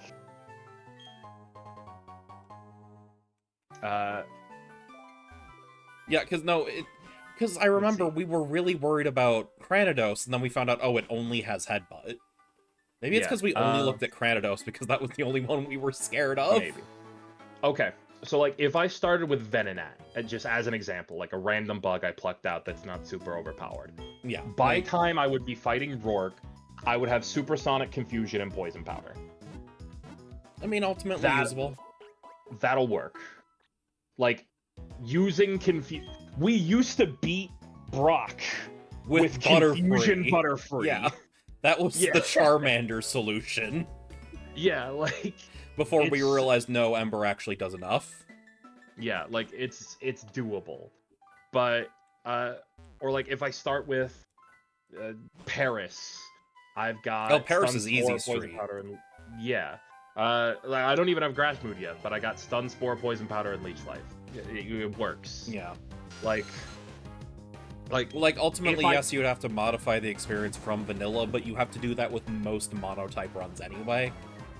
Yeah. Like, this is all very doable. You know, I'm gonna name her Kamasito. Okay. Why? Don't worry about it. I'm gonna worry about it. I don't have a reason. I just thought it would be a fun name. Okay, I believe you. Okay. Good. I would never lie to you, my friend Ruby. Ruby, my friend, who I would never say falsehoods to. What if you did? Wouldn't that be fucked up? That would be fucked up. Luckily, I would never do that. Okay. But are you sure, though? But yeah, like Sky, do not underestimate what monotype runs can do for you. Yeah, you don't need to start with anything incredible to do good work in a monotype run. because ultimately these games are for children. Like, we have to keep that in mind. Also, most monotype runs are not also Nuzlocks. If you get knocked out, you can just revive. Yeah. Yeah, Like- yeah. Like these are baby games for babies. Yeah. Holy shit! So that wasn't me? Did you know Lopunny could learn Miracle? All right, hold on. I didn't. I didn't know that. That's really funny. I- Ironically, super funny, actually. I didn't know it. Let's see here. Gen 4, right? Yeah. Magic Miracle is a level 1 move. That's so funny. I didn't know that. And like, again, if this was not a Nuzlocke, that'd be like, oh, that's funny. Not a, Yeah. fuck. Yeah. Yeah, no, only game it don't got no Miracle is ZA. I just never would have thought of it being able to learn Mirror Coat. That just never would have occurred to me. Yeah, no, it does. Yeah. Well, because We can both lower defenses and be palm. admittedly, because you see it as either like a psychic thing or like a Wobbuffet specific thing, you know? Yeah, or like I see it with something with high special defense or whatever. Like, but Lopunny's so physical. Like, if you told me Lopunny has counter, I'd just be like, yeah, of course it does. It's yeah. This, But, this like, is who Piplup's revenge. Unironically, you know who else can learn Miracle? Who? Voltorb and Electrode. Hey, you know who Yeah, else can that- learn that counter makes sense. and Mirror Coat? Who? Swampert. No, I wasn't thinking of That- Swampert. I was thinking of another Pokemon. Is it Wobbuffet? No. Is it Smeargle? No. Okay. Who So- were you thinking of? So, do you guys remember Battle CDs? Oh. Do you remember Bad. who was the counter and Mirror Coat tutorial one? I don't, but you will tell us. It's Wartortle. Wartortle. I like Blastoise a lot. Blastoise Like, is cool.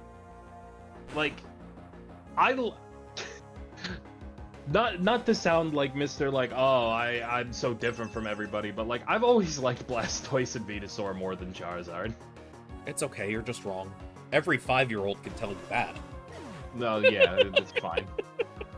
Yeah, Glaceon having Mirror Coat again makes sense to me. Like things that are specially aligned, Or, like, it makes they sense can- that they'd have it. Like, water makes sense too to me, because I'm like, okay, you're reflective. The idea is you're reflecting the beam. You know? Who else Yeah. learns it?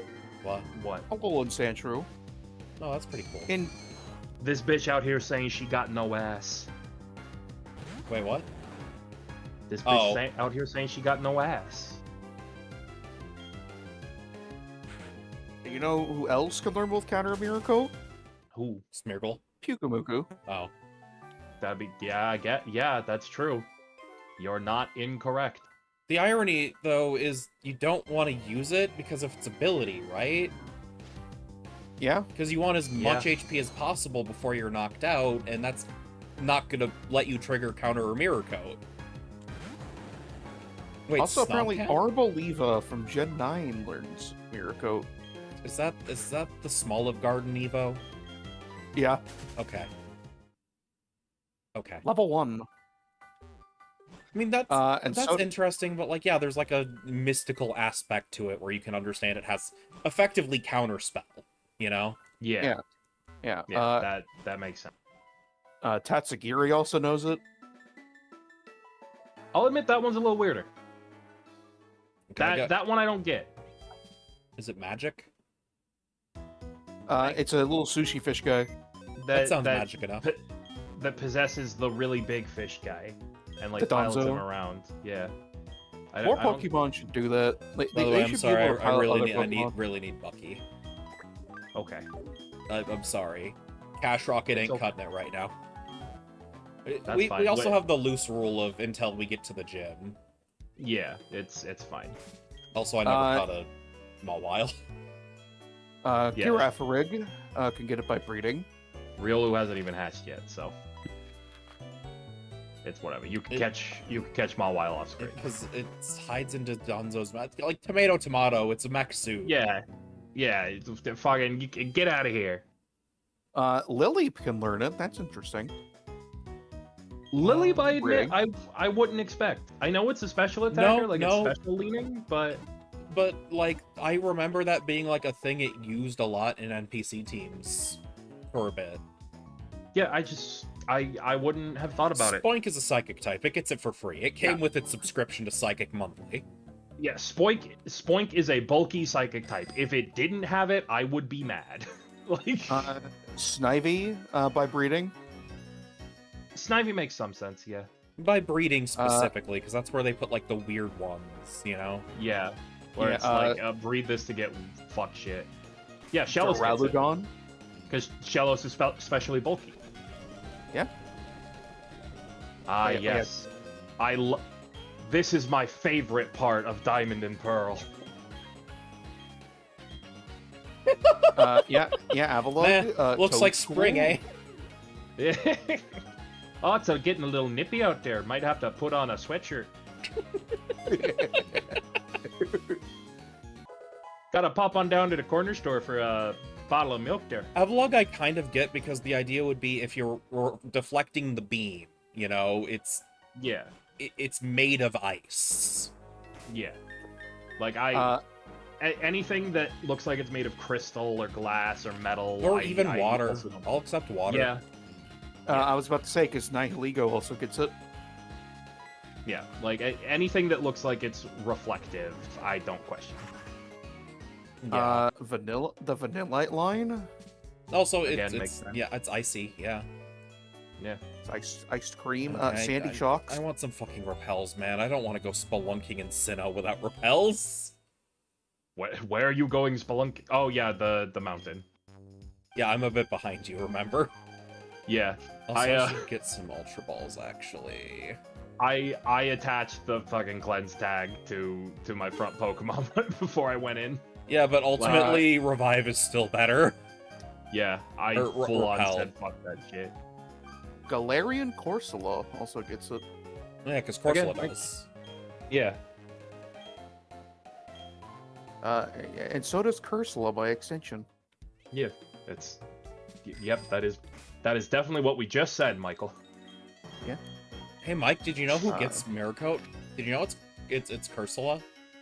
Yeah, because Corsola gets it, you see. And Miraidon. Yeah, I can see that. Yeah, it's shiny. Future. But man, who's wasting a move slot on Mirror Coat Miraidon? Like, why do you have a level 33 Zubat? Why don't you? At least have the Golbat. Come on, man. Okay, then I go up from here, right? Okay, you want it? Yeah, you go up from there, and then it's a pretty straight shot. By the way, also did you bring a Snom. defog? Yeah, Helio has it. Okay, good. She's got Yeah, defog, fly, and cut. Yeah, Snom gets it because they focus in on the idea of like moth scales that they shed from their As wings, well as and, like, crystal and ice, because that's why it has the ice scales ability. Yeah. Like, that was the big signature thing, and ultimately it sucked because it's an ice bug type. Yeah. Also, a Lomomola.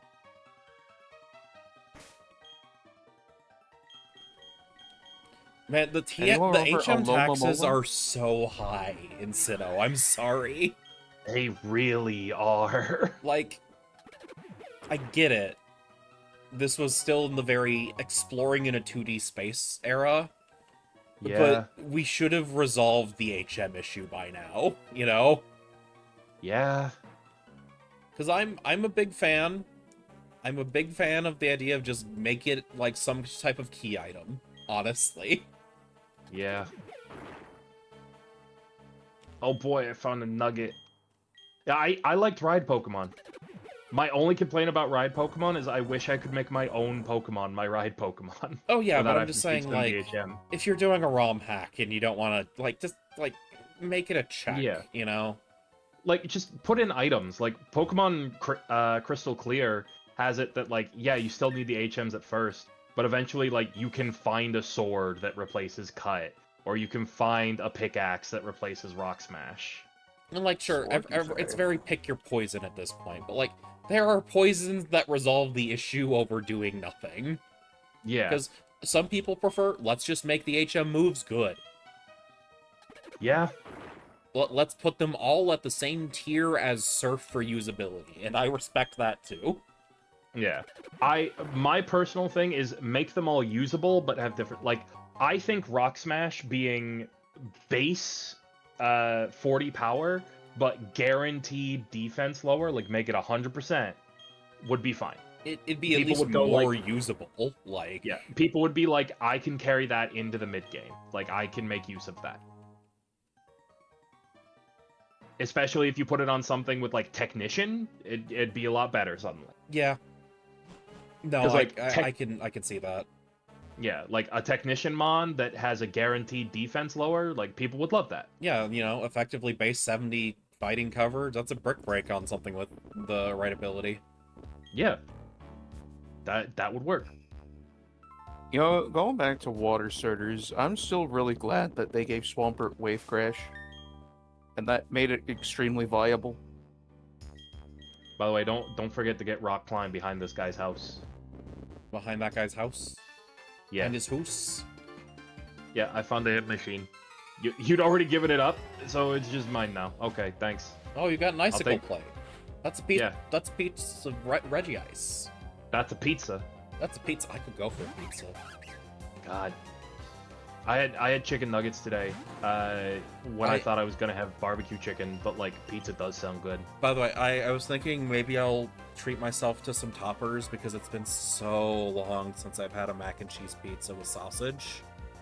Oh, that does sound good right See? now, actually. See? Sky said it was criminal because I said yeah, and then like you replace the normal pizza sauce with nacho cheese because it mixes with the with the noodles better, right? I would still want the normal pizza sauce, but I understand what you're saying. Yeah, or like it's making it still saucy, just, you know. It's mixing with the cheese. But that said, I will have to also DM Magino, who is Italian, as a reminder. My fucking abomination American pizza. Flash Cannon, go! Listen, Sky, I mean this. If you come up to Minnesota, I will buy you... Well, I'll buy myself one, and then you can have a slice, ultimately. But, like, trust me, it's better than you think. Hello, ma'am. A person, a rare sight. Thanks for the spell tag. Goodbye. Look. You're probably a ghost. I'm just saying, Swampert wins again. And I will be forever vindicated. Mike, watch out! Your Aquatail is disabled! Yeah. Oh my god. Against Mike, this Kadabra! Mike, If you were to come up with another water ground Pokemon, like another Pokemon that plays in the mud, to go with Quagsire, Gastrodon, and Swampert, what would you make? And Shellos. Well, Gastrodon. Yeah. Also, So what- also Seismitoad. Don't forget Seismitoad. Oh, Seismitoad, you're right. So you got 4 guys who play in the mud already. What would you add to this list? You've got a Mud Skipper. You've got whatever Gastrodon is. You got a Sea Slug.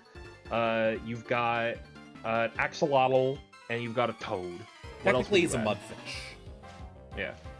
Here, hold on. Is there one more we're forgetting? I feel like I'm forgetting at least one. No, I don't think so. Ah, the roommate is home. I heard things crashing in the kitchen. Water ground type. Let me have a look here. Oh no, we are Wishcash. Wishcash, So- which So Wishcash is so kind of you- the weak one somehow, isn't he? yeah, it is. Okay, so yeah, you've also got a Catfish. So what would you add to round out a full like I play in the mud team? Let's see. Are you guys okay if I go check out my roommate quick? I'm sorry, that crash concerned me. Yeah, make sure Yeah, it's no, not go good. ahead. Okay. Be right back.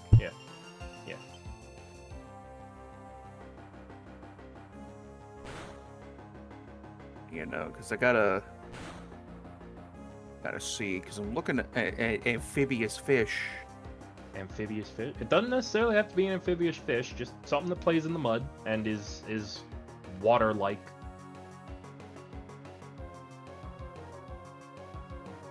Sky, I actually think they should have made Empoleon mixed. Like, I think that would have been better for it overall. Let's see. My roommate is alive but very annoyed. What did he do? What happened? So you know how dishwashers have like the special compartment for like silverware, right? Uh-huh. And they're often removable for, easy loading. Uh-huh. He dropped it on the floor and now he's gonna have to wash all the silverware again. Hell yeah. Alright. Also, yeah, Empoleon's weird with, like, it was designed in the min-max generation for attack stats, right? But it's ultimately kind of trying to be a mixed attacker. Yeah. And like 85 was respectable at the time, but it wasn't great. I can kind of explain it. You want me to explain it? Explain. Empoleon is set up really well to set up because of its typing in bulk. Yeah. But what's it setting up with? Doesn't it get Sword Stance? Maybe? Sky, you're the Empoleon expert. Did it get Sword Stance in Gen 4? I know it gets agility or something. Yeah, it gets Swords Dance, but like ultimately 85 attack off of a Swords Dance ain't much. You know what? I'm ahead of you anyway. I'm pulling up everything it got in Gen 4 that What's- it might have been able to set up What's with. Subtile's attack stat again? Oh god, it gets Sword Stance at level 11. So like, yeah, it's got Sword Stance for a while. No, what's Subtile's attack stat? Yeah. One second. Yeah, no, Yeah, trust me, Mike, this you is go going grab that. somewhere. Let's see. 85. It's tied with Sceptile for attack, though. And at least Sceptile is fast after the Swords Dance. Well, this is trading the speed for bulk. So like remember, Pokemon wants us to believe that bulk is equal. Yeah. Pokemon doesn't want us to fall into the comp brain of speed and your attacking stat are all that matter. We have to pretend like bulk matters. We have to pretend like it's not the most efficient way to play the game, yes. Yes, so trading speed for bulk is fine. That's allowed. So just from level up, we get Swords Dance and Metal Claw as accesses to raise our attack. We get them decently early. They'll be in our kit for a long time. And later on, we can get Mist that will prevent us from like being weakened. Also, So- Napoleon's best role is set rocks, click coverage until dead. That's really sad, actually. Yeah.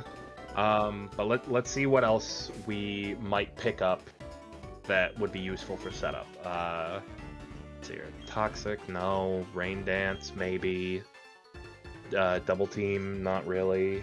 We don't care about Double Team. Like, Double Team isn't bad, but it feels like you've given up on making this good decision. Like, Yeah. Having access to Avalanche isn't bad, because if we're slow and then we have Avalanche, that's a really powerful 120 move that's doing ice damage. That's better than Ice Beam. Yeah. That's not set up, but it's. I'm just putting it out there. We get Stealth Rock. Oh yeah, like I can believe it, Sky, that like you do this when the Garchomp is clicking Outrage, because at least you're resisting it and then locking it in. Here, substitute. Please KO, Mike. I don't want to stay on this Raichu, but you should have enough attack, right? And we get Iron Defense. That's kind of it. So they're not really building him to do a lot of setup. They're building him to buff his attack stat up. Like giving you Swords Dance so early, and like even giving you the ability to have Mist, is them going like, we want you to buff your attack. But that means it's not meant to be a mixed guy. They wanted him to be a physical attacker. Wait, did it get competitive or defiant for its ability? I forget. Let me see. Competitive, Defiant until Gen 9, where it became competitive. Right, they finally decided to swap it around because they realized its special pool was just kind of better. Yeah. Also, join the Dick Sword. Join the Dick Sword. Sea King's special defense has fallen. What will Sea King do? Yeah. By the way, Dalton, why'd you have to change the weather, man? Like, I was getting hit by, golf ball-sized hail, and now I'm getting pelted by sand. It's not fun, Dalton. Yeah, there was another person who changes it to rain. Oh, Metal Burst. Oh. The Beyblade series? Yeah. Do I want to drop Swagger for Metal Burst? And yeah, no, like, ultimately, Sky, give Empoleon at least Calm Mind, if not Nasty Plot. Like, ultimately. I think I'm not going to pick up Metal Burst. I think I'm going to leave that behind. Mike, stop hurting yourself. Oh. Because I barely take any damage as Slagsvol, so Metal Burst isn't going to do enough. And anything that would, you don't want to stick in on. Yeah. And, like, yeah, no, Sky, I know, like, ultimately, yeah, but, like, they're very particular with Nasty Plot still. Except for Alakazam. Because they're so scared of special attackers. Because fucking... Oh, jeez! Okay. Yeah, they're so scared of special attackers because of Alakazam in Gen 1. And, like, they still gave it Nasty Plot eventually, which was a terrible decision that we're still paying for today, as a reminder. Yeah. Also, I know I did, Sky. I didn't know I did, but I'm going to pretend I did. You're a liar, is what you're telling us? Yeah. Oh, by the way, I'm a Rude, VTuber! The only thing you can get on this route, since I got Sneasel, is you can get Snover. Yeah. Oh boy, fucking Snover. I'm not sorry. At least in part because neither of us were going to use either of those Pokemon anyway. Oh wait, no, you can also get... You could get Noctowl! Zero, I mean this genuinely. If you force me to use Noctowl so you can run a Sneasel, I might throttle you. No, I am not going to do that. I do not At least Snover, there's an argument. I don't need... I don't need a Sneasel. Zero, going back to your playing in the mud question, I think it's going to be a Capybara. Capybara, okay. They are sometimes called water pigs. That's true. What would you do with this Capybara? Like, how would you design it? Tell us your thoughts. It'd probably be covered in mud. It's a guy. He's playing in mud. Uh-huh. Have some moss on his back. Okay. Anything else? Or you tapped out? Is that all you had? Yeah, that's about it. Ruby, next monster design stream, we got to make Mike's water ground capybara. Okay, is it just gonna be muddy? Muddy with some moss on its back? All we've got is that he's got mud and moss on his back. That's all Mike has given us. Okay. And you see, this ties into its hidden ability of the ever-iconic Sap Sipper. I mean, Sap Sipper on a water ground type would in fact be very potent. We'd probably have to make it a decently weak Pokemon to trade off. Not necessarily. Yeah, you know what? You're right. We could. That said, Mike, this is a capybara. Yeah. It's everyone's friend, right? Yeah. Yeah. Okay, it needs Heal Pulse. That's non-negotiable. What if it had Friend Guard? That Wait, could be no, the it's gotta hidden- have Serene Grace. to double the effect range. Yeah, because capybaras are very peaceful. Yeah, Yeah, but no. that's Its main two graceful. abilities are gonna. Yeah. Its main two abilities are gonna be like, you know, let's see, let's look at this list of abilities. But it's also serene. Have you ever looked at a capybara and thought it was anything but serene? I mean, I guess. Haven't you ever seen a capybara sitting in a hot spring and there's oranges floating around it and it's just like, yeah. Why do they let the oranges in? I don't know. I've never desired a warm orange What is in the my purpose life. of the orange? You know? Like, the eggs I get, because that's hard-boiled eggs. I get it. I don't... Is it just I don't because get the like orange. it's like a citrusy scent in the hot spring? like, maybe... Like, do you eat the... You must eat the oranges, right? Or, It'd like, be a waste might otherwise. Like They might be nectarines or whatever, but, like... Still, like, why are they in there? Are they for snacks? Are they for scent? If they are for snacks... and like just for scent feels. They're for. Oh, the oranges are for the capybara to eat. Oh, They eat them? okay. Yeah, because capybaras don't have the capacity to synthesize vitamin C. Oh, just like us. Okay. Yeah. But, So- like we wouldn't eat them out of a hot tub, but like Yeah. So just they're in there so that the capybaras will be like, that looks tasty, and it's in the water right now anyway. Yeah. Okay. I mean, I guess I can't okay, deny that. Like, listen.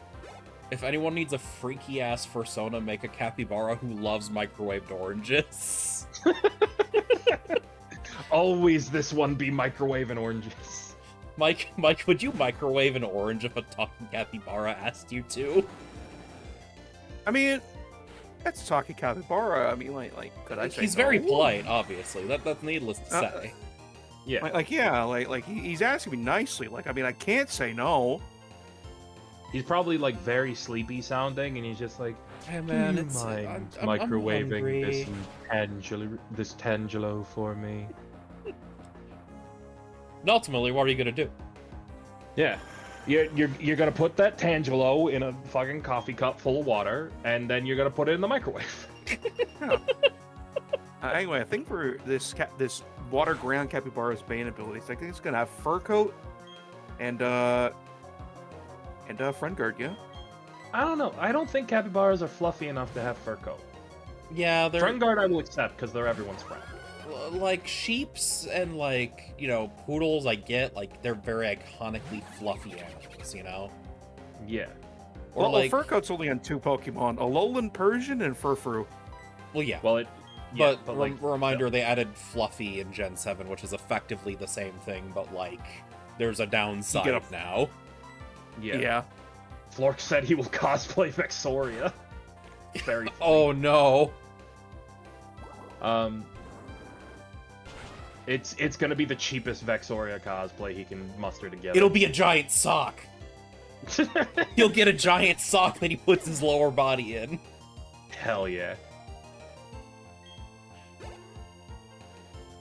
God, am I gonna have to microwave a fucking tangerine later to see if this tastes good? Oh, probably. It's probably not. Like, there's It's not probably really... not. There's not much room, like... There are some fruity drinks that I like hot, like teas, but... But, like, citrus specifically, I would never imagine it I'm as sorry. being- Please read what Sky said for me. He ordered the size Z fake tits and 5 yards of snakeskin. I don't think he actually did that. He might have. Remember when he God. bought Snoozy a monkey? That's true.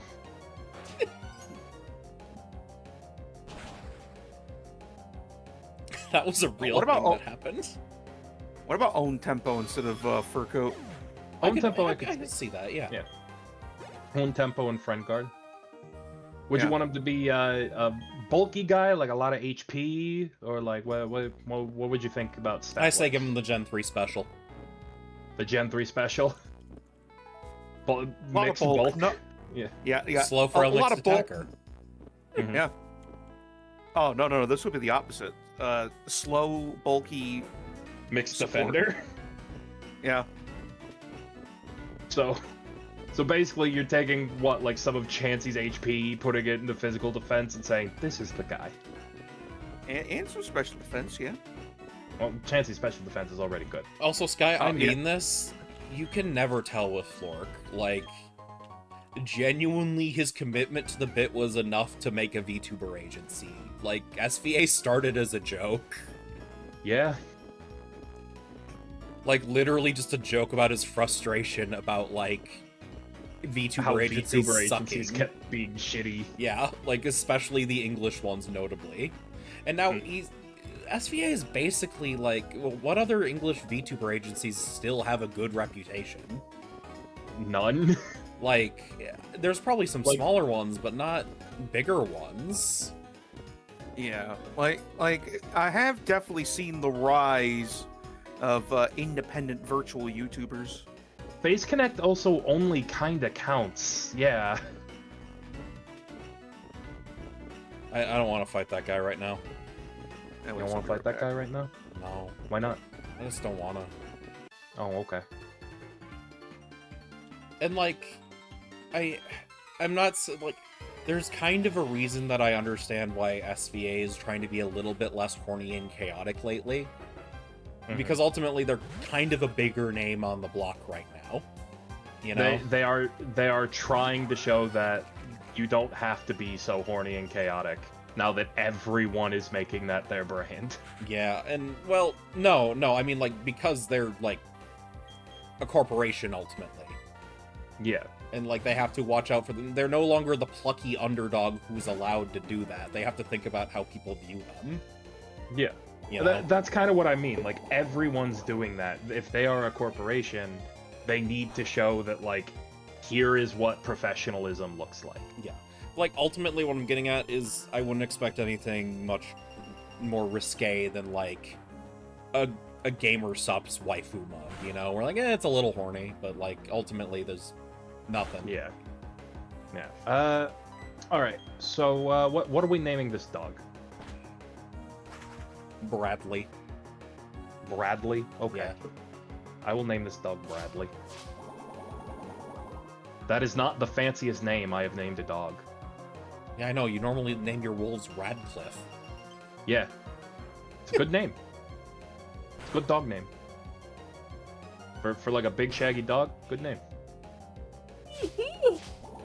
Alright, Bradley. Adamant nature! Yeah!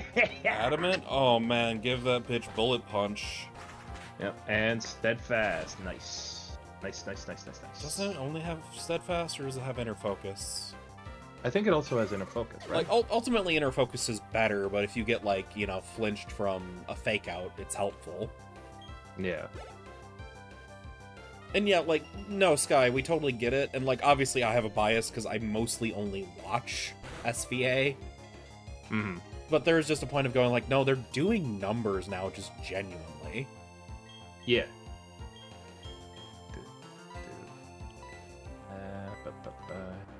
I'm just gonna use these on you so that you will be a little friendlier. You don't have any EVs to be lowered anyway. Oh, I think you gotta evolve it during the day, though. Oh, So you you'll might. probably have to play off stream just a little bit. Yeah, hold on. Let me double check.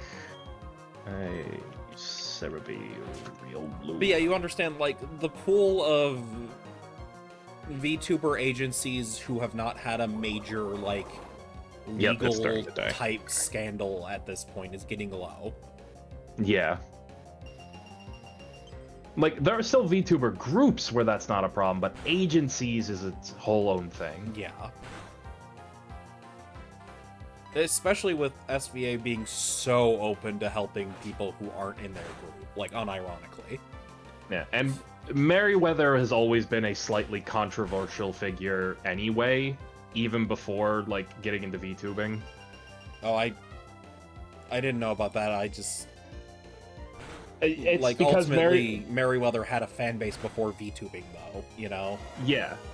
It's just that having that fan base is partially what makes them a little more controversial, because there's a lot of people who accuse Merryweather of, like, various kinds of baiting and, like, nothing serious, but just a lot of, like, oh, you're a little bit of a shithead. Oh no, you're cringe and aren't always socially acceptable. Welcome to the internet.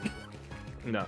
It wasn't even like a cringe like, oh, you're happy. It's a cringe in like, oh, okay, you've been making this goth versus jock thing the whole time, where it's just really leaning in on that. Or you make a lot of, like, edgy stuff, like, oh, this girl is finally happy. She's living in a great place, but turns out it's all a simulation in the final picture I post of it. Or I do a lot of baiting where I make you think I'm gonna be drawing something homophobic, but then it's not. Well, yeah, ultimately that's slightly edgy internet, and not even particularly edgy. Like, yeah, people got mad because the webcomics were not always absolute bangers in the way that they wanted, unfortunately. Like, that's the best way. It's... Oh my fucking god. What? Oh. I'm gonna crash out. I'm gonna fucking crash out. I'm gonna fucking crash out. Did Zero get the Noctowl first? First? No, he's got a Sneasel on this route. This is my catch. Well, you gonna do it? You gonna catch it? Well, I mean, I'm not gonna make Zero lose a fucking Sneasel. Best be careful.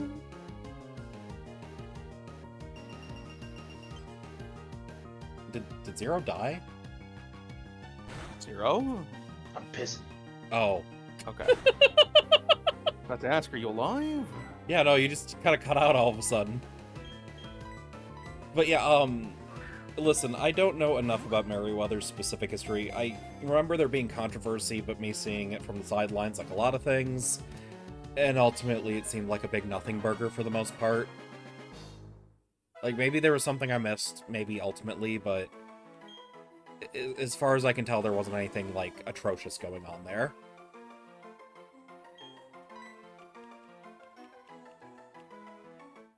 But anyway, back to Pokemon. I'm going to keep on going. Oh boy, a Medicham.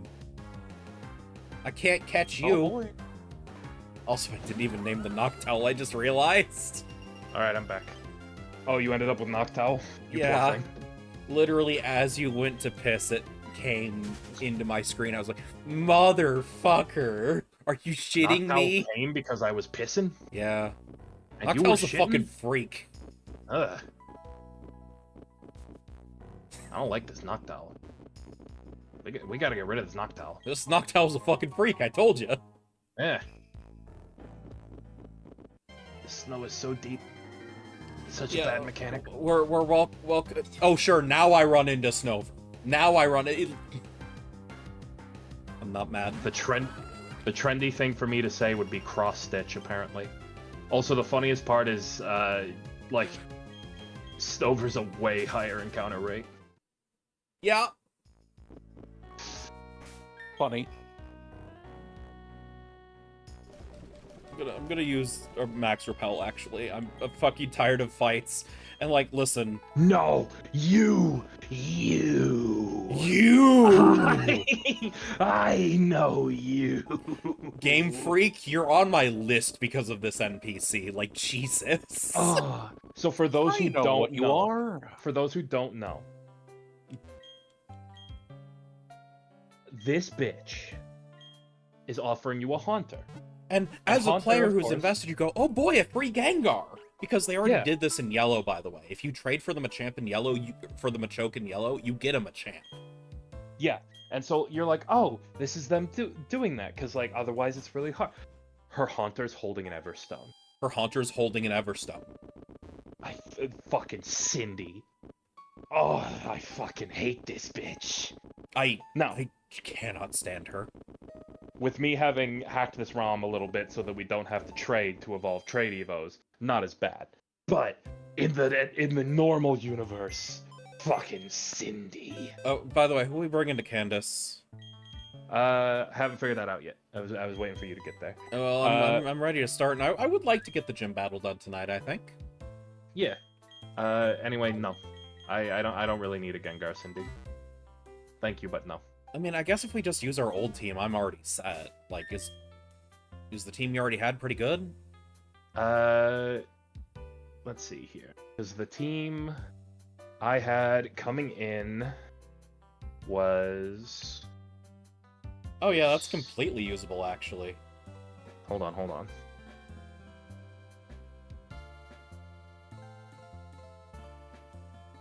So this is what I got.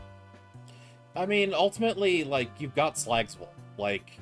Yeah, Slagsville is going to carry pretty hard. And then Medicham is a good as... backup, honestly. Yeah, so honestly probably am pretty good. Nork and Cash Rocket are basically good. Yeah. Alright, Like, let's...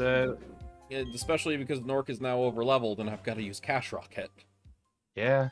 Like, Nork's gonna clean up this gym once we actually get to Candace. I'll at least be fair and lead with my Ponyta, you know? Yeah. I'm gonna lead with Miles, just so I'm... as few guys are above level as possible by the time we get to Candace. Yeah. Woo! Do you like slide puzzles? Do you like snowballs? Do you like slide puzzles with verticality?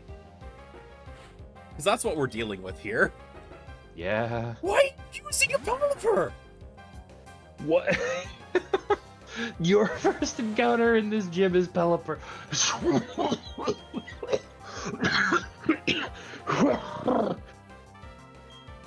Yes, Zero.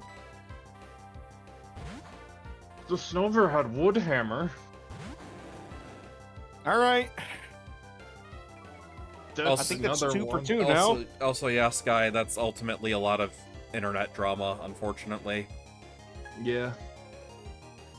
Oh. Yeah, like I said, Merryweather's stuff basically comes down to, at worst, he's just kind of an asshole. Not even that much of an asshole, though. Just like... Yeah, just a bit cringe. And, like, when he debuted his VTuber model, he was doing a lot of, like, weird, like, oh, I'm such a femboy stuff. And, like, people look back on a lot of that, sometimes rightly, and go like, oh, that was actually kind of not cool that people were doing that. I mean... Wait, was, like, this, like, an actual, like, style, or just, like, a joke for the first episode? Yeah, he debuted and was doing, like, femboy stuff, and, like, he had a toggle on and off so that he could have big tits or big balls.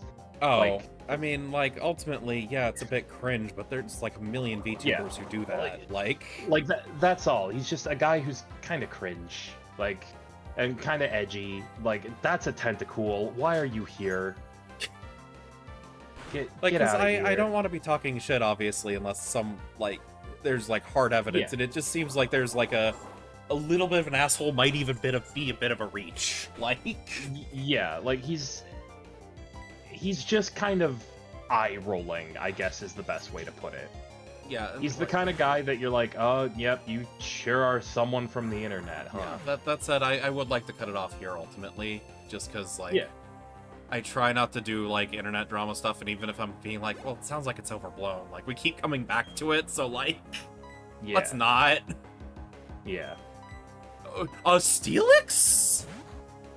What? Yeah, in the Ice Gym. This is clearly a reference to the anime's Crystal Onyx. Candace, what is your gym? Cash Rocket Fire Blast this man. Pelipper, Tentacool, Steelix.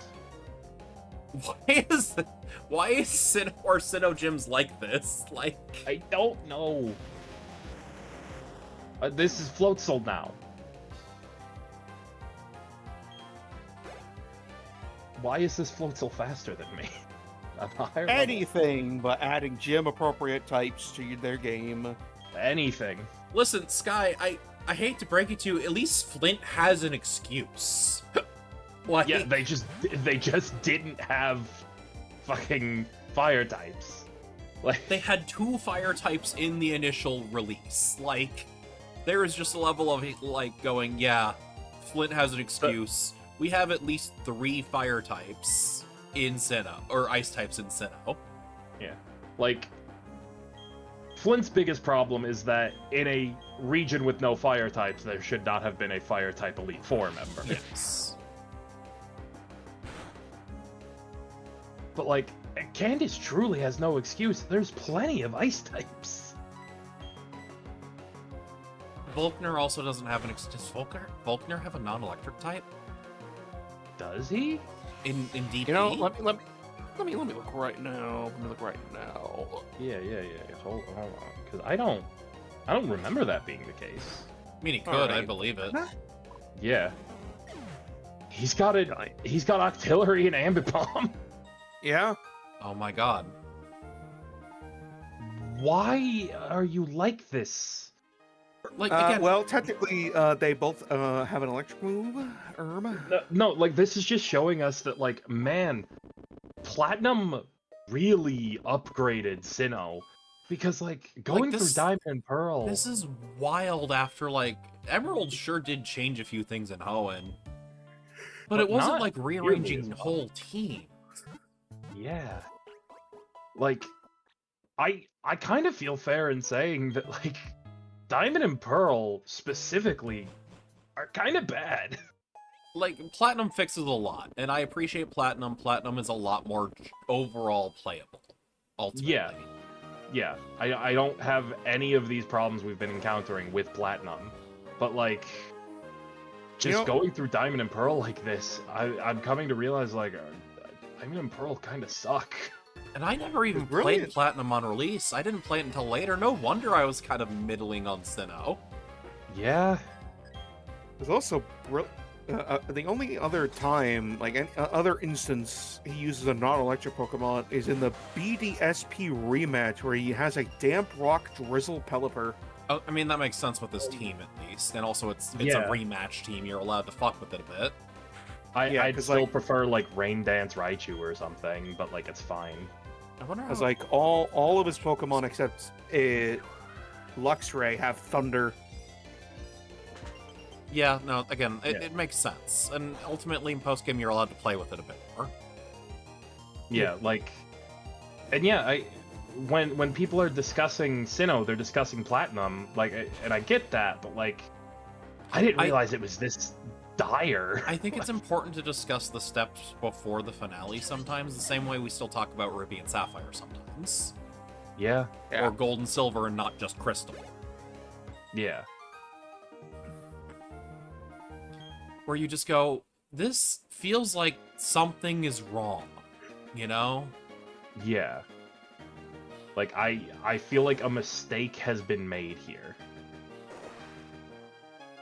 Like, a lot of mistakes, if we're being honest. Like, Yeah, more than a singular mistake.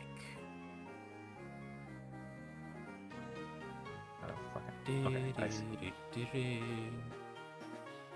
I'm trying to remember how you do this fucking puzzle. Well, you gotta clear out all the stuff along the way, basically.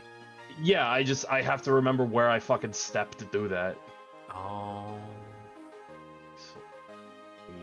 Bertha having Sudowoodo, at least that I'm like, okay, that's, like, I can see it, ultimately. Yeah. Like, a lot of these things, the issues become less, like...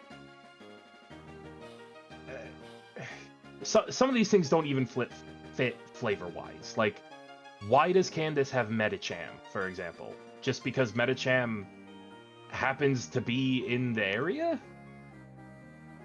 It might be it, Like- honestly, is the worst part. Is it a reference to how she's girlfriends with the fighting gym leader? Like, what is this? Yeah, what is the play here, you know? Yeah. At least Gliscor is, like, usually post-game, I think. Gastrodon is the weird one, for sure. The only excuse I can think of for Gastrodon is, doesn't Cynthia also have one? Yeah. That's like the only... Quagsire? Where did you get a Quagsire? In Diamond and no, the Great Marsh. You can get Quagsire in the Great Marsh. But like up here? Oh yeah, up here. Yeah. Oh, I'm sorry. I thought you were saying Bertha had one. I was like, okay, yeah. No, this random gym trainer in the ice gym has a Quagsire. Why are things like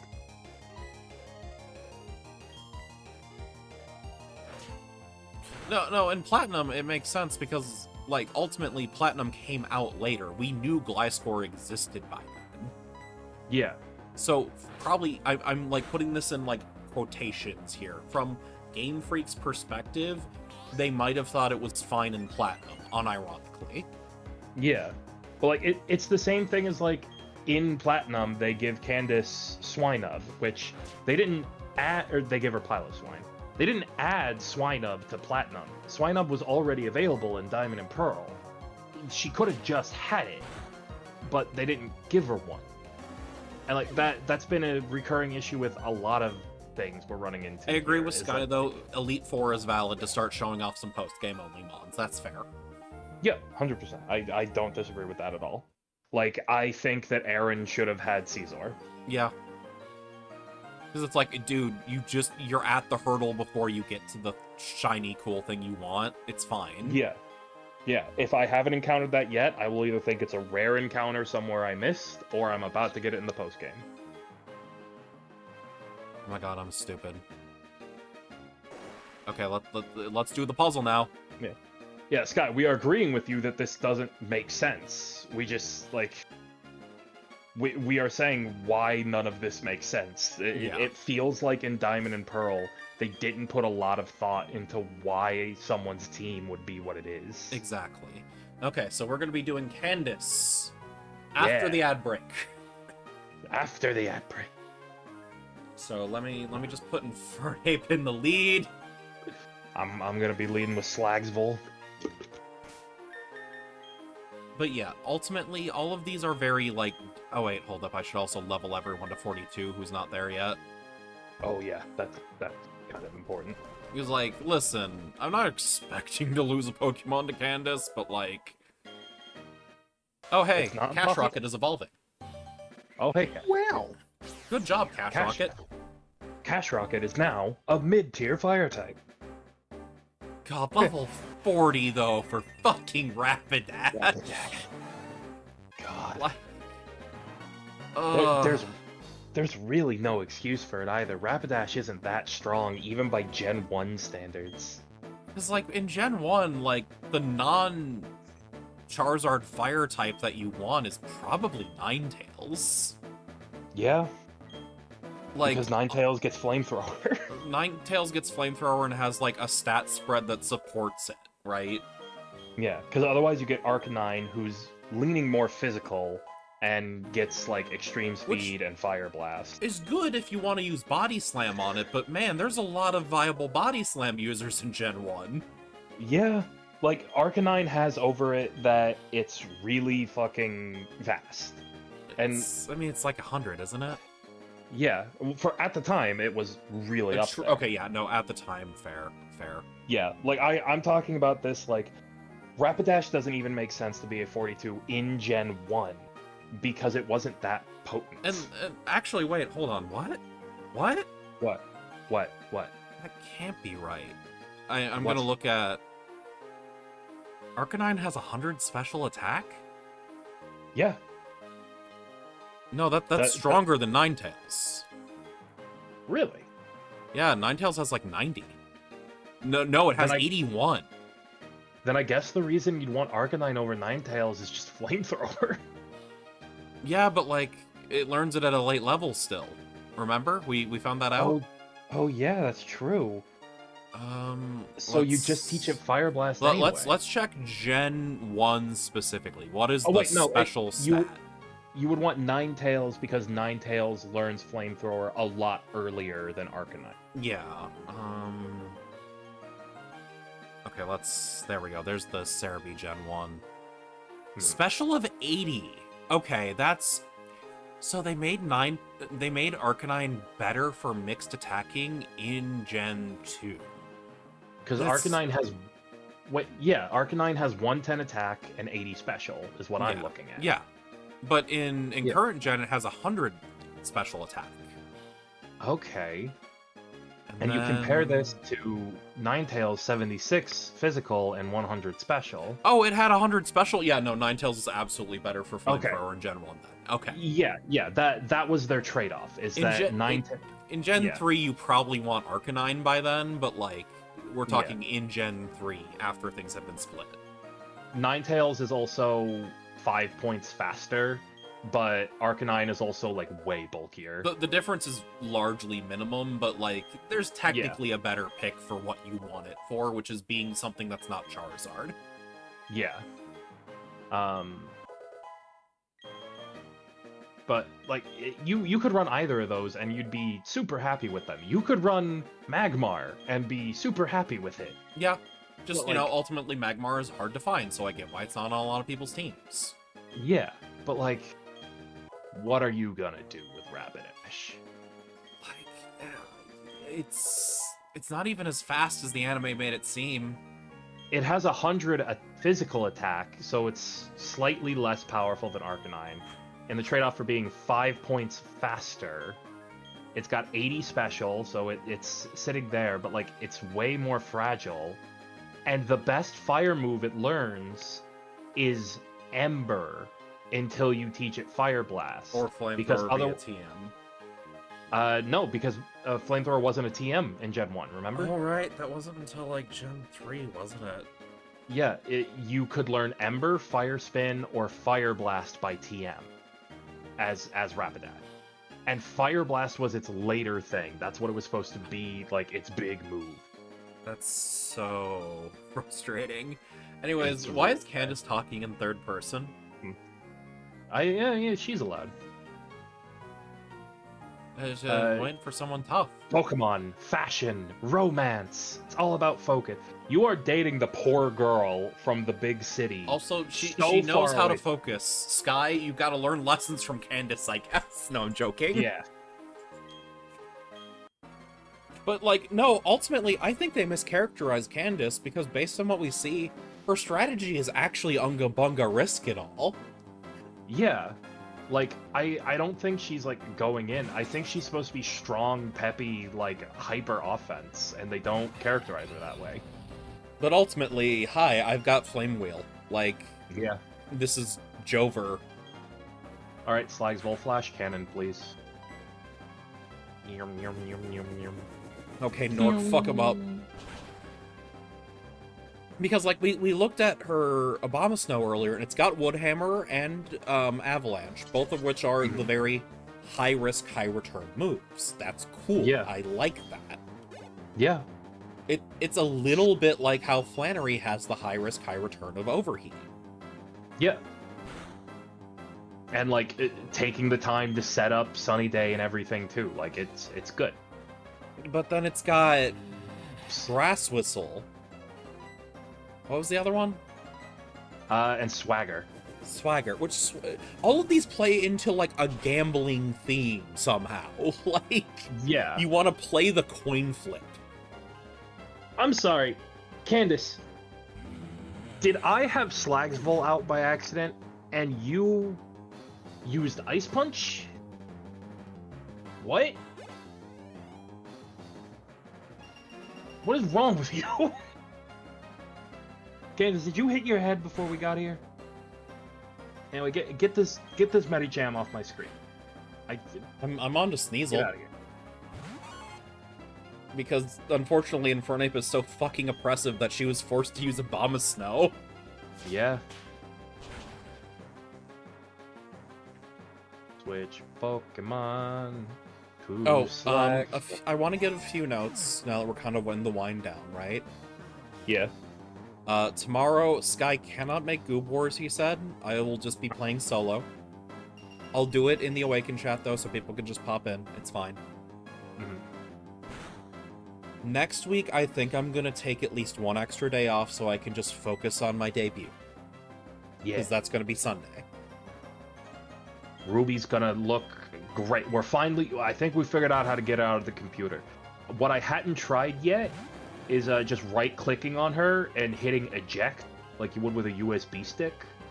So I'm gonna try that and see what happens. Oh, so why are you clicking me? That Well, tickles. listen. I haven't right-clicked you because I didn't want to pull up your properties. I'm trying to let you keep your privacy, but you know. A man should never look at a woman's properties like that. And by the way, not this Sunday, but next Sunday is the 2nd, so... Jinkai, I didn't want to look at her properties. That would be rude. Why would you... Yeah, don't be looking at my properties. Well, I didn't exactly think my friend Ruby was a thumb drive, now did I? Zero... when did Zero, like, learn on Max, though? Since, like, probably middle school.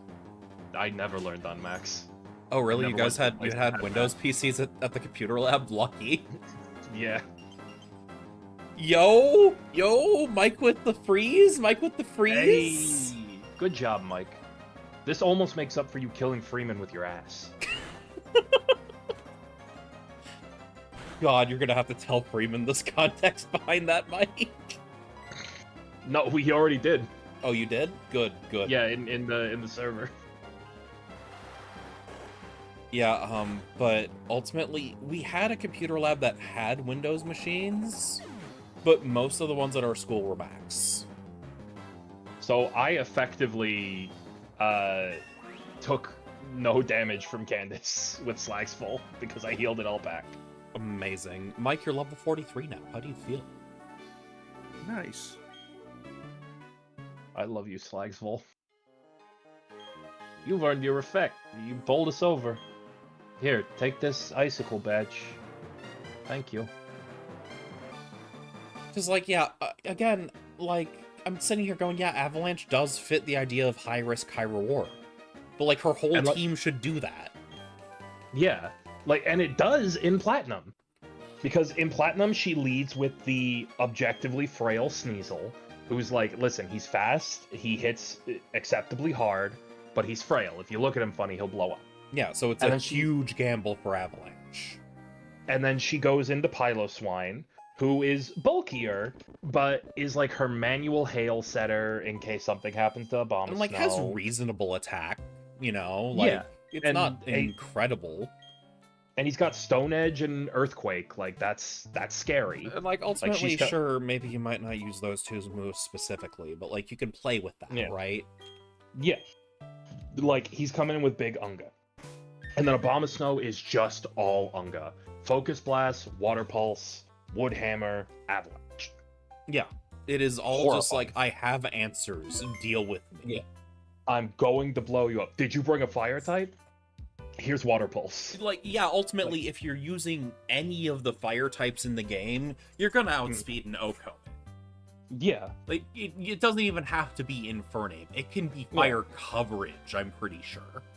But it shows that she's, like, accounting for this. Because she also brings answers to Steel and Rock types with Focus Blast. Yes. So, like, she's good. And then she brings out her Frostlass that is unironically mean as fuck. Is it because it has Snow Cloak and Double Team. Yeah. Snow Cloak, Double Team, Shadow Ball, Psychic, Ice Beam. And like, here's the thing too, Sky, is like, Game Freak is weirdly afraid of just giving a Sneasel Ice Punch in the PvE experience. They just don't want you to fight it. Because they did it. They did this in the Heart Gold Soul Silver too, where Silver's Sneasel is using Icy Wind. Like, yeah. Like, at least so with Ice Shard, it's like, it's a little redundant, but at least it's physical. Yeah. Oh, that said. Yeah, no, genuinely, Ice Shard isn't bad. It's just redundant on... Listen, there's a difference between Quick Attack on Scyther and Bullet Punch on Scizor. Listen, we can talk for a long time about how fast Pokemon are the ones who get priority moves, even though they're the ones who need them the least. Yeah, no, like, there's a level of... I'm not saying it is bad, I'm saying it's, like, redundant most times. Yeah. Again, it's Bullet Punch on Scizor versus, like, you know... Like, you need extreme speed Linoon to make up for this shit, you know? Yeah. Or even like Mach Punch on Infernape. Like, you don't really need that. Yeah, it's like, You're it's Infernape. nice, but like, you're Infernape. You're gonna click close combat 10 times out of 10. Yeah, and you're probably gonna outspeed. The only reason you're I still Infernape. have Mach Punch is just because it's more PP effective. Yeah. That doesn't matter once you hit the competitive scene at all. No. But yeah, we should raid out. We should raid out. Who is raidable? Let's see. Who is submissive and raidable? It's been a bit since we've raided Flopsy. Let's send us all over to Flopsy. Okay, everybody, the raid phrase is submissive and raidable. Okay, sending you guys over. I hope you guys have a lovely night, and I'll see you tomorrow for Solo Goob Wars. Bye, chat. Goodbye. Goodbye, Be sure to everybody. refresh once you Goodbye. get there. We Give love Flopsy a view. We love you. We love you, chat. Goodbye. Goodbye. Goodbye, chat. Goodbye. Bye. Goodbye. Raiding now. Goodbye, chat.